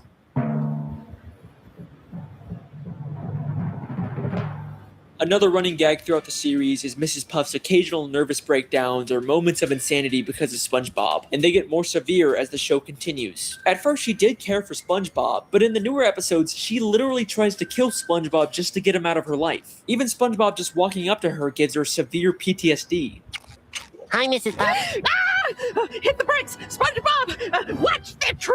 Left! Wait, Mrs. Puff, we're not driving. But these mostly seem like just one-off moments, and for the most part, Mrs. Puff is still a functioning member of society, right? I'm going to show you that she's actually much more insane and delusional than you may think. And some of the episodes she's in take place entirely in her own head. If we're talking about how insane Mrs. Puff is, there is no better place to start than the episode Doing Time. Once again, SpongeBob fails the boating test and causes destruction and chaos, which leads to Mrs. Puff going to jail. SpongeBob keeps breaking into jail to try and bust her out, but Mrs. Puff actually prefers being in jail over teaching him. We actually get another interesting line about Mrs. Puff's past in this episode. Okay, you can do this, Puff. You can get through this without losing your sanity. Oh, that's a road we don't want to go down again. So we know that Mrs. Puff has sanity in the past, probably from her previous terrible student. But it seems like she's recovered since then, except in this episode she has a complete mental breakdown. SpongeBob keeps appearing in impossible places until she gets thrown into solitary confinement, where each wall of the room transforms into a giant SpongeBob face. And then the episode ends in a way that's so weird and confusing that it rivals the infamous gorilla episode ending. As Mrs. Puff freaks out, she's suddenly transported back into the beginning of the episode when SpongeBob was taking the test. Except this time, SpongeBob gets arrested instead of her. Help! Help! No! This is not a good time! No! I can't believe it! It was all a dream! I'm not going to jail! Why would you go to jail? You already did your time.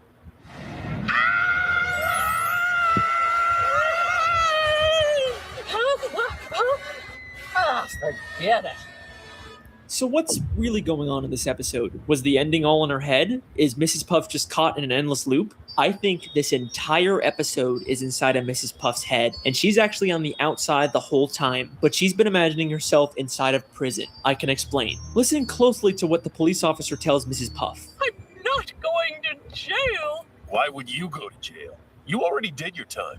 Why would you go to jail? You already did your time. And then revealing she's still in a prison uniform despite being on the outside. So this scene is obviously inside of her head, which means everything we see is symbolic. And if we can understand the symbolism of it, we can understand what's really going on with Mrs. Puff. Notice how she's suddenly wearing a black and white striped prison uniform, even though the entire episode she's been wearing this orange jumpsuit. Why would the creators go to the extra effort to draw a whole new prison uniform for her? Well, we've seen her wear this black and white prison uniform before, the very first time she went to prison back in Season 1, Episode 7, Hall Monitor. So when the police officer says, "You've already done your time," he's referring to the first time she went to jail. But why is she still wearing that uniform outside of prison? Well, she may have gotten out of jail, but she was by no means free. Having to teach SpongeBob is a prison in itself, and she manifests that by believing she's in jail and wearing a prison uniform despite being on the outside. This entire episode, every time SpongeBob magically appears, is all inside of her head. She is completely delusional, and hints that she's experiencing these hallucinations don't stop there. Just 6 episodes later, she goes to a house party SpongeBob throws, and while everyone is talking and having a good time, in the background we see she's literally sitting by herself talking to an ice sculpture of SpongeBob. You can't tell me this isn't intentional. I mean, look at this. By herself. No fucking way! You're lying. You're lying. You're lying. That is insane. That is actually insane. Now, back in the episode No Free Rides, there is a very strange picture inside of Mrs. Puff's home. It's a picture of Mrs. Puff inside of a picture of Mrs. Puff inside of a picture of Mrs. Puff, creating an infinite loop. This is something that has confused SpongeBob fans for years. But like everything in the show, there... Yeah, I don't... It's like a main... It's like...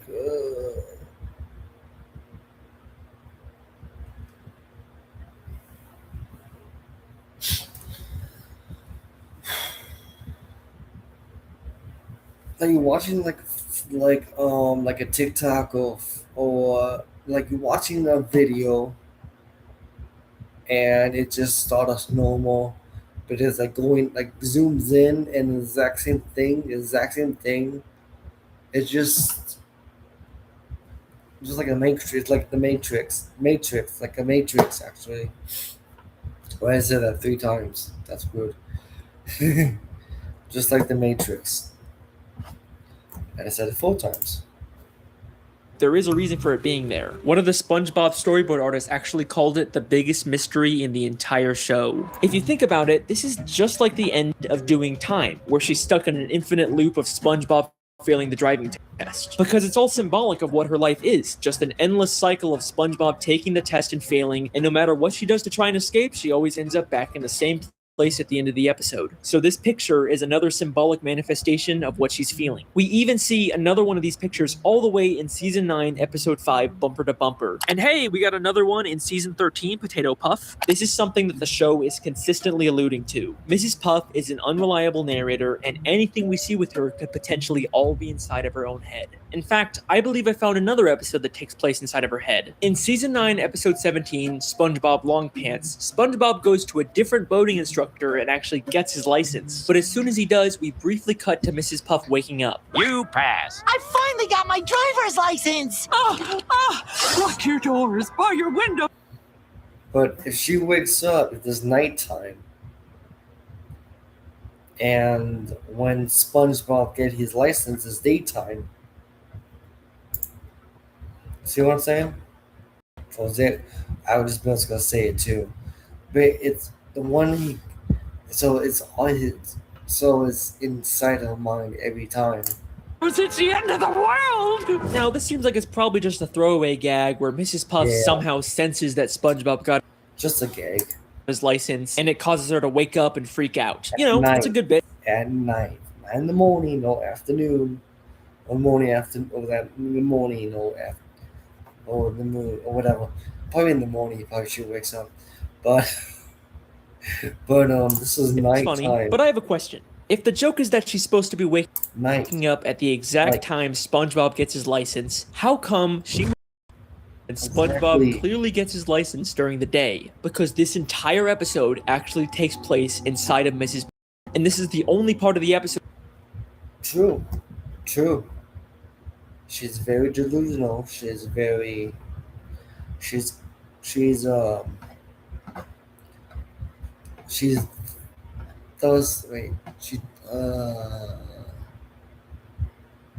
she knows stuff what's gonna happen, and she's always panicking all the time. In the real world.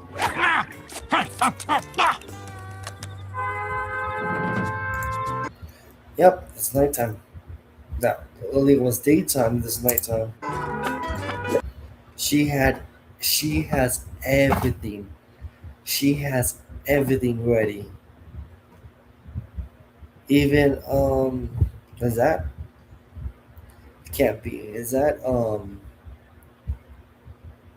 Mr. Krabs' real pool? No. Whatever this is. She's probably still all this too. Gas mask, food, supplies, boxes of radishes, whatever. I think that's water. I hope that's water. Oh, something else. I don't know what that was all about, but I'm glad it's over. Goggles? Like night goggles? And she's in the dark. Originally, I paused the theory here to explain how we're able to see her hallucinations, even though I claim the show's supposed to be a nature documentary in my television theory. But if everything's supposed to be from a camera, then how are we seeing things from inside Mrs. Puff's head? In fact, how do we see dreams and flashbacks and thought bubbles? But I already explained that in my new imagination mini theory, so definitely check that one out if you missed it. It adds a whole new layer to why Mrs. Puff is hallucinating so much. Back to the theory, we know that her insanity has caused her to live a life of delusion, but if you remember back to the Lighthouse episode, she's also become an extreme hoarder. And looking at her... She's still a lot of people's stuff. That's for Mr. Krabs. Let's see. Damn, she stole a lot of stuff. Her collection of junk is like a look directly into her mind, so there's gotta be something we can learn about her from it. There's a picture of her boyfriend, Mr. Krabs, the hall monitor belt she gives her students, the mean drawings her students make her, SpongeBob's diary, a boating safety helmet. Oh, okay. Yep. Wait, SpongeBob's diary? Why does she have SpongeBob's diary? The last time we saw that, it was safely put away in SpongeBob's library. What's it doing in her lighthouse? And why does she have Squidward's painting? And a table from the Krusty Krab? And yeah, I seen the table of Krusty Krab. She's stealing everybody's stuff. And she hoarded it. Why? SpongeBob's bike and Squidward's teddy bear and the hair curlers Mr. Krabs had? Okay, so technically those were originally Mrs. Puff's hair curlers. Even Mrs. Puff's hair curlers? That one was a gift. But it's implied that Mr. Krabs stole them from her, so her having them now probably means she stole them back. It still works for the point I'm trying to make. And that statue of Squidward? And that diamond ring? And that crown? And that bucket of radioactive waste? And that jellyfish sign? Oh my god. Mrs. Puff is a kleptomaniac. Mrs. Puff has been stealing from everyone in Bikini Bottom. I can even prove that her pet snail from season 3, episode 19 was stolen. My snail is up a tree. I've had her since I was a little girl. Okay, that was a fake. She just made it up because Squidward has her peoples when there was competing a snail race. Girl. No! You've had that snail since you've been a little girl, huh? Then how come that is the exact same snail Squidward had 4 episodes ago in the Great Snail Race? I wouldn't let Snelly here play with that mongrel mutt. She's Great snail race. a purebred. So Squidward has her peoples, and she get. What even happened to her? See, she even has her own papers. He even has Yes, own peoples. But what her paperwork. Mrs. Puff clearly stole the snail from Squidward. But why the hell would Mrs. Puff steal all this other junk? Yeah. What possible use could she have for any of it? We could find the answer to that question by looking at this green hat and this purple jacket. These were gifts Mr. Krabs bought her on their first date, but she ended up feeling uncomfortable receiving them and gave them back to him. I'm afraid I just don't feel comfortable accepting all these gifts. Except apparently she's not too uncomfortable to steal them back afterwards. So clearly Mrs. Puff isn't stealing this stuff because she wants to use it. She just steals for the thrill of it. Maybe stealing things is her way of coping with the insanity of her everyday life. And remember, this isn't the first time she's gone insane. You can get through this without losing your sanity. Oh, that's a road we don't want to go down again. In fact, I have reason to believe that she started stealing things way back whenever she first went insane. I hope I still remember how to do this. I don't think she's just talking about remembering how to make balloon animals. She's probably also referring to remembering how to steal a boat. And if that's not for you, in a SpongeBob comic book, she actually admits that she used to rob banks, and she wears the exact same ski mask. Ooh, and we can see the ski mask in the newspaper storyboard. That's cool. Mrs. Puff lives a completely delusional and miserable life, all because she has to teach SpongeBob how to drive. It's led her to steal from the people she cares about and completely disassociate from reality. But that begs a very important question. If SpongeBob is causing her life to be so miserable, then why does she even keep teaching him? After all the destruction and pain he's caused, she'd totally be justified to expel him, right? I mean, she will literally try and kill him so she doesn't have to teach him, but for some reason she can't just expel him. It's almost like there's someone forcing her to teach SpongeBob. I wonder what that'd be. I wanted the word cuppa, as in cup of tea, I thought would be great to mix with hug. When I saw the domain was available, I was like, I'm taking it, I'm trademarking it, I'm going with it. Hi, I'm Aaron, I'm the owner of Cuppa Pug. We are not a traditional cafe. When I saw Cuppa Pug go live, that's when it all clicked. Well, was that nice?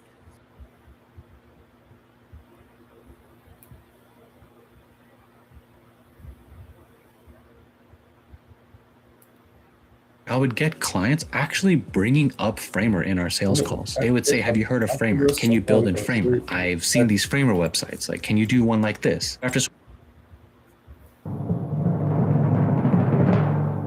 Back to the episode No Free Rides. After prematurely giving SpongeBob a license, she steals his boatmobile so he can't hurt anyone. In the end, this causes her to get arrested and go to jail, but then SpongeBob tells her this. And besides, the warden says she'll let you go early if you do her a favor. What's that? Free driving lessons! She'll get to leave prison early if she gives free driving lessons. That seems like an oddly specific requirement. And that's not the only time this gets mentioned either. In Season 9, Episode 5, Bumper to Bumper, we get this scene.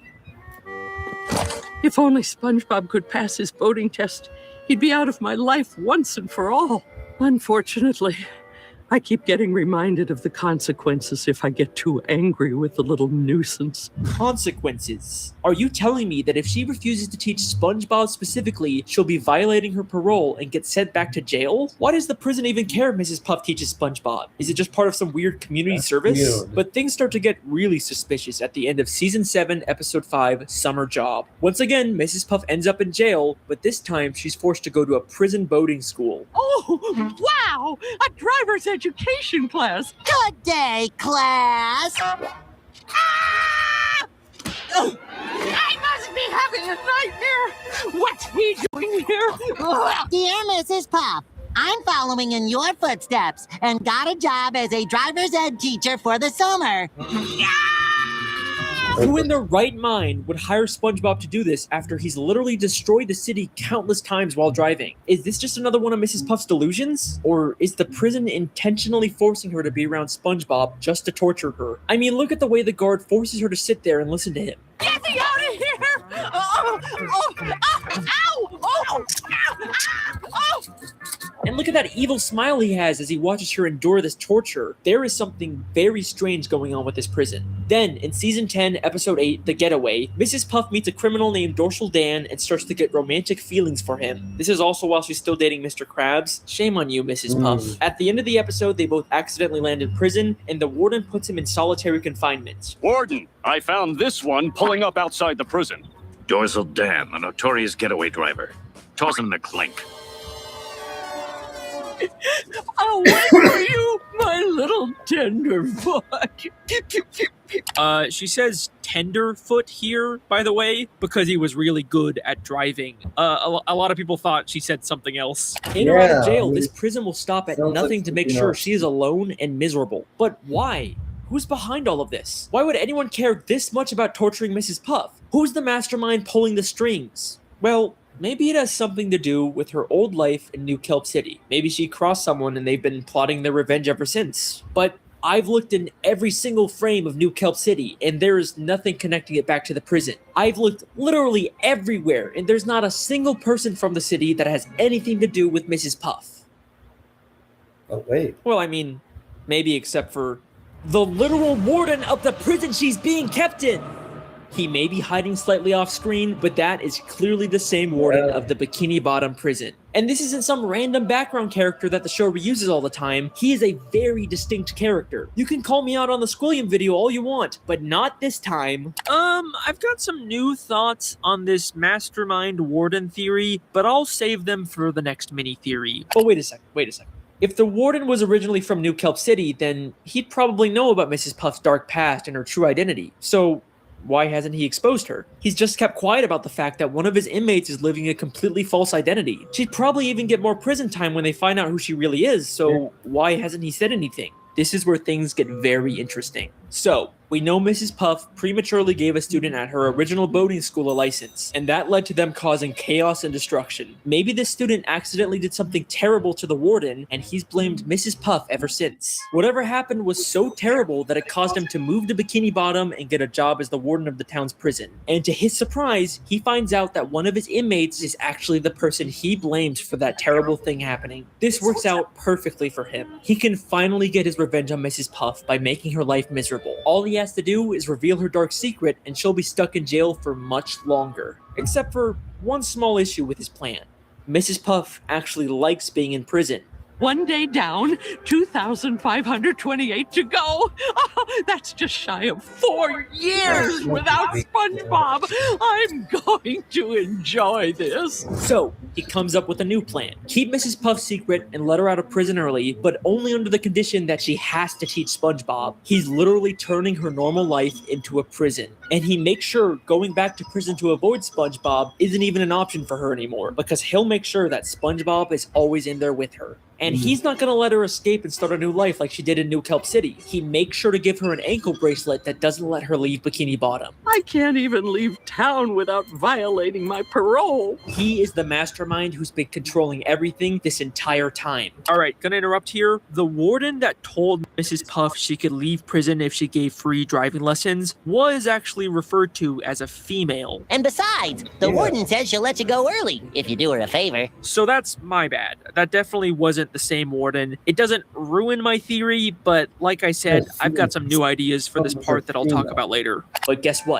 His insidious plan doesn't even end there. This is not the first time we've seen the warden character. We first see him in Season 4, Episode 2, Crabs vs. Plankton. In this episode, Plankton slips on some water in the Krusty Krab and decides to sue Mr. Krabs for everything he owns. And then guess who shows up out of nowhere and offers to be Mr. Krabs' lawyer? What I really need is a good lawyer. Whoa, did somebody say lawyer? Richard A. Bottomfeeder, attorney at law. I couldn't help but notice that despicable display. Richard A. Bottomfeeder, the warden of the Bikini Bottom prison, is also apparently a lawyer? That's kind of strange. Those both sound like major careers. You usually wouldn't imagine someone being both. Then he says he'll be Mr. Krabs' lawyer completely free of charge. So, how much is this gonna cost me? Actually, I won't charge a dime unless we win.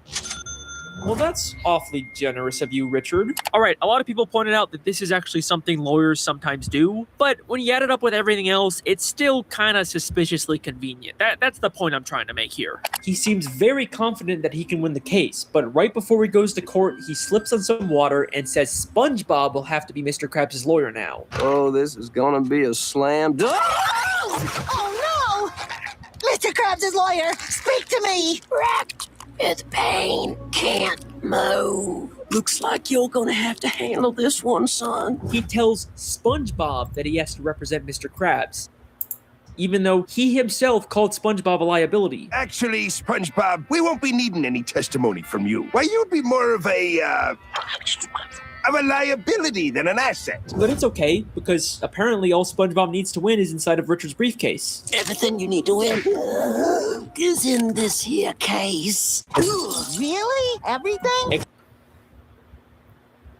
The reason of the big cases was the Krabby Patty.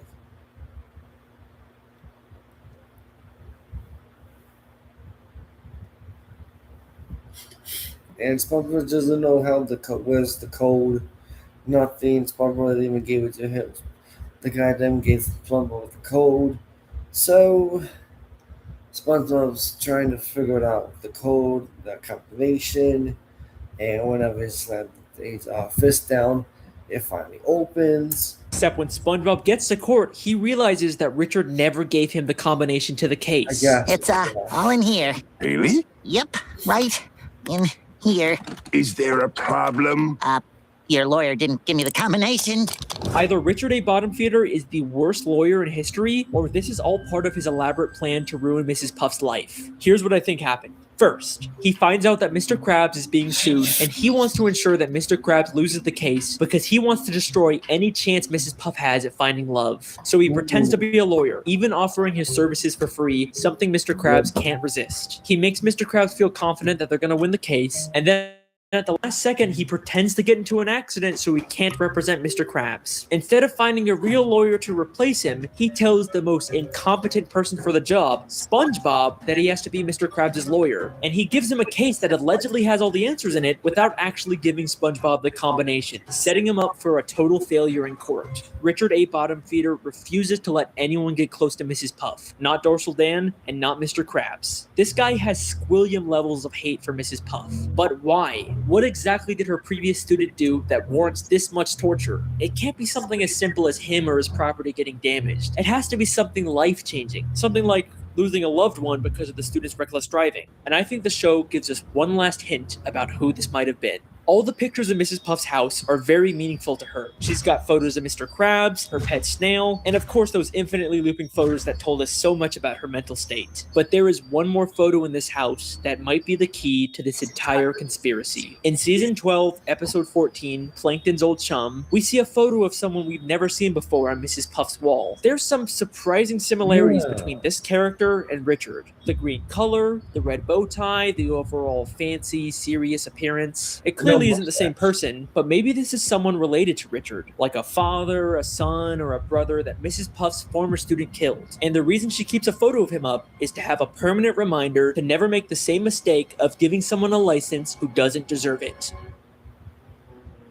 Mrs. Puff is a boarding school teacher who once made a terrible mistake that led to the loss of her business, identity, sanity, and any chance at finding happiness. I like to think that there used to be a time when she was happy, back when her husband was still alive. If only he was still around today, maybe she wouldn't have to face all of this on her own. Thank you for watching, everyone. I hope you enjoyed.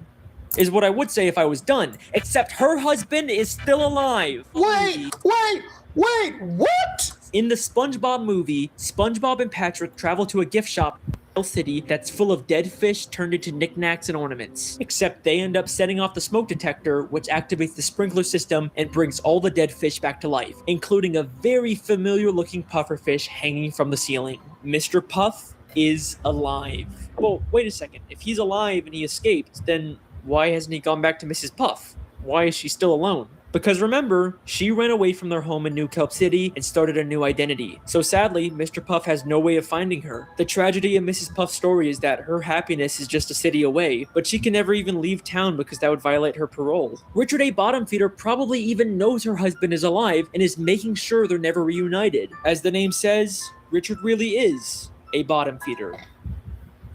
Incredibly excited because we get to talk to the voice of Karen today, Jill Talley. I love trying to make sense out of SpongeBob. My adorable nephew called me up and he just was like, hey, Jill, do you know about this? What do you make of this? Like, what do you think about this Mrs. Puff? And I didn't know what he was talking about.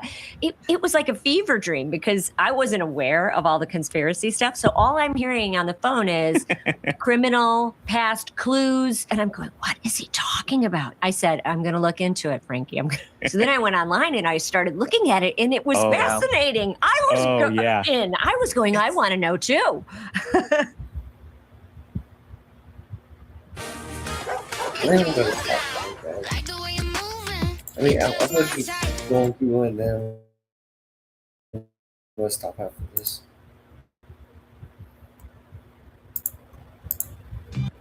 No, come on.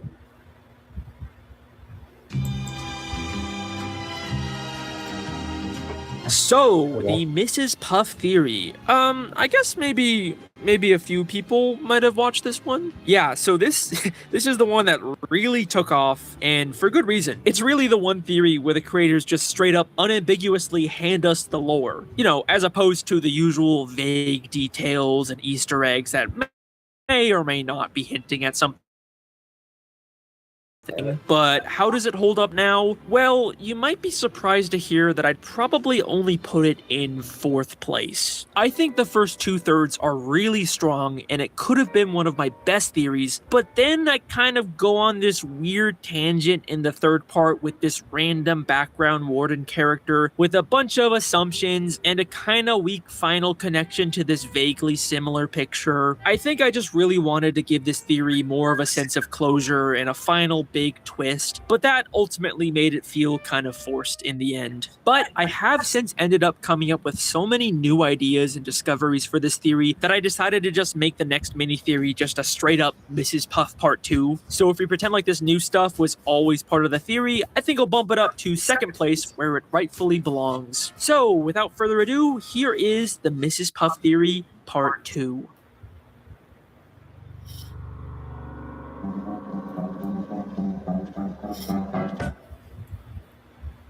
So, there's been a lot of new evidence that's come out about Mrs. Puff since I posted my theory. Some I already added to the main theory, like her real name being discovered, so go watch that if you haven't already. But I saved some really cool discoveries and new ideas just for this mini theory. Like, in Lighthouse Louie, I missed this the first time, but if you look closely in her pile of junk, you can actually see a dead police officer's corpse! Oh my god! Ah! Ah! I'm gonna stop it here. Well, actually, no. This is just an obstacle. Yeah, I'm gonna probably stop it here. Actually, here and then watch it later tonight. I'll stop it here. Watch it later tonight. Thanks guys watching here. Thanks everybody. I'm gonna end the stream and then a little later tonight.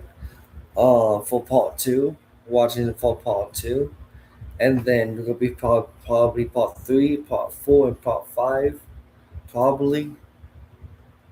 Next in the next door.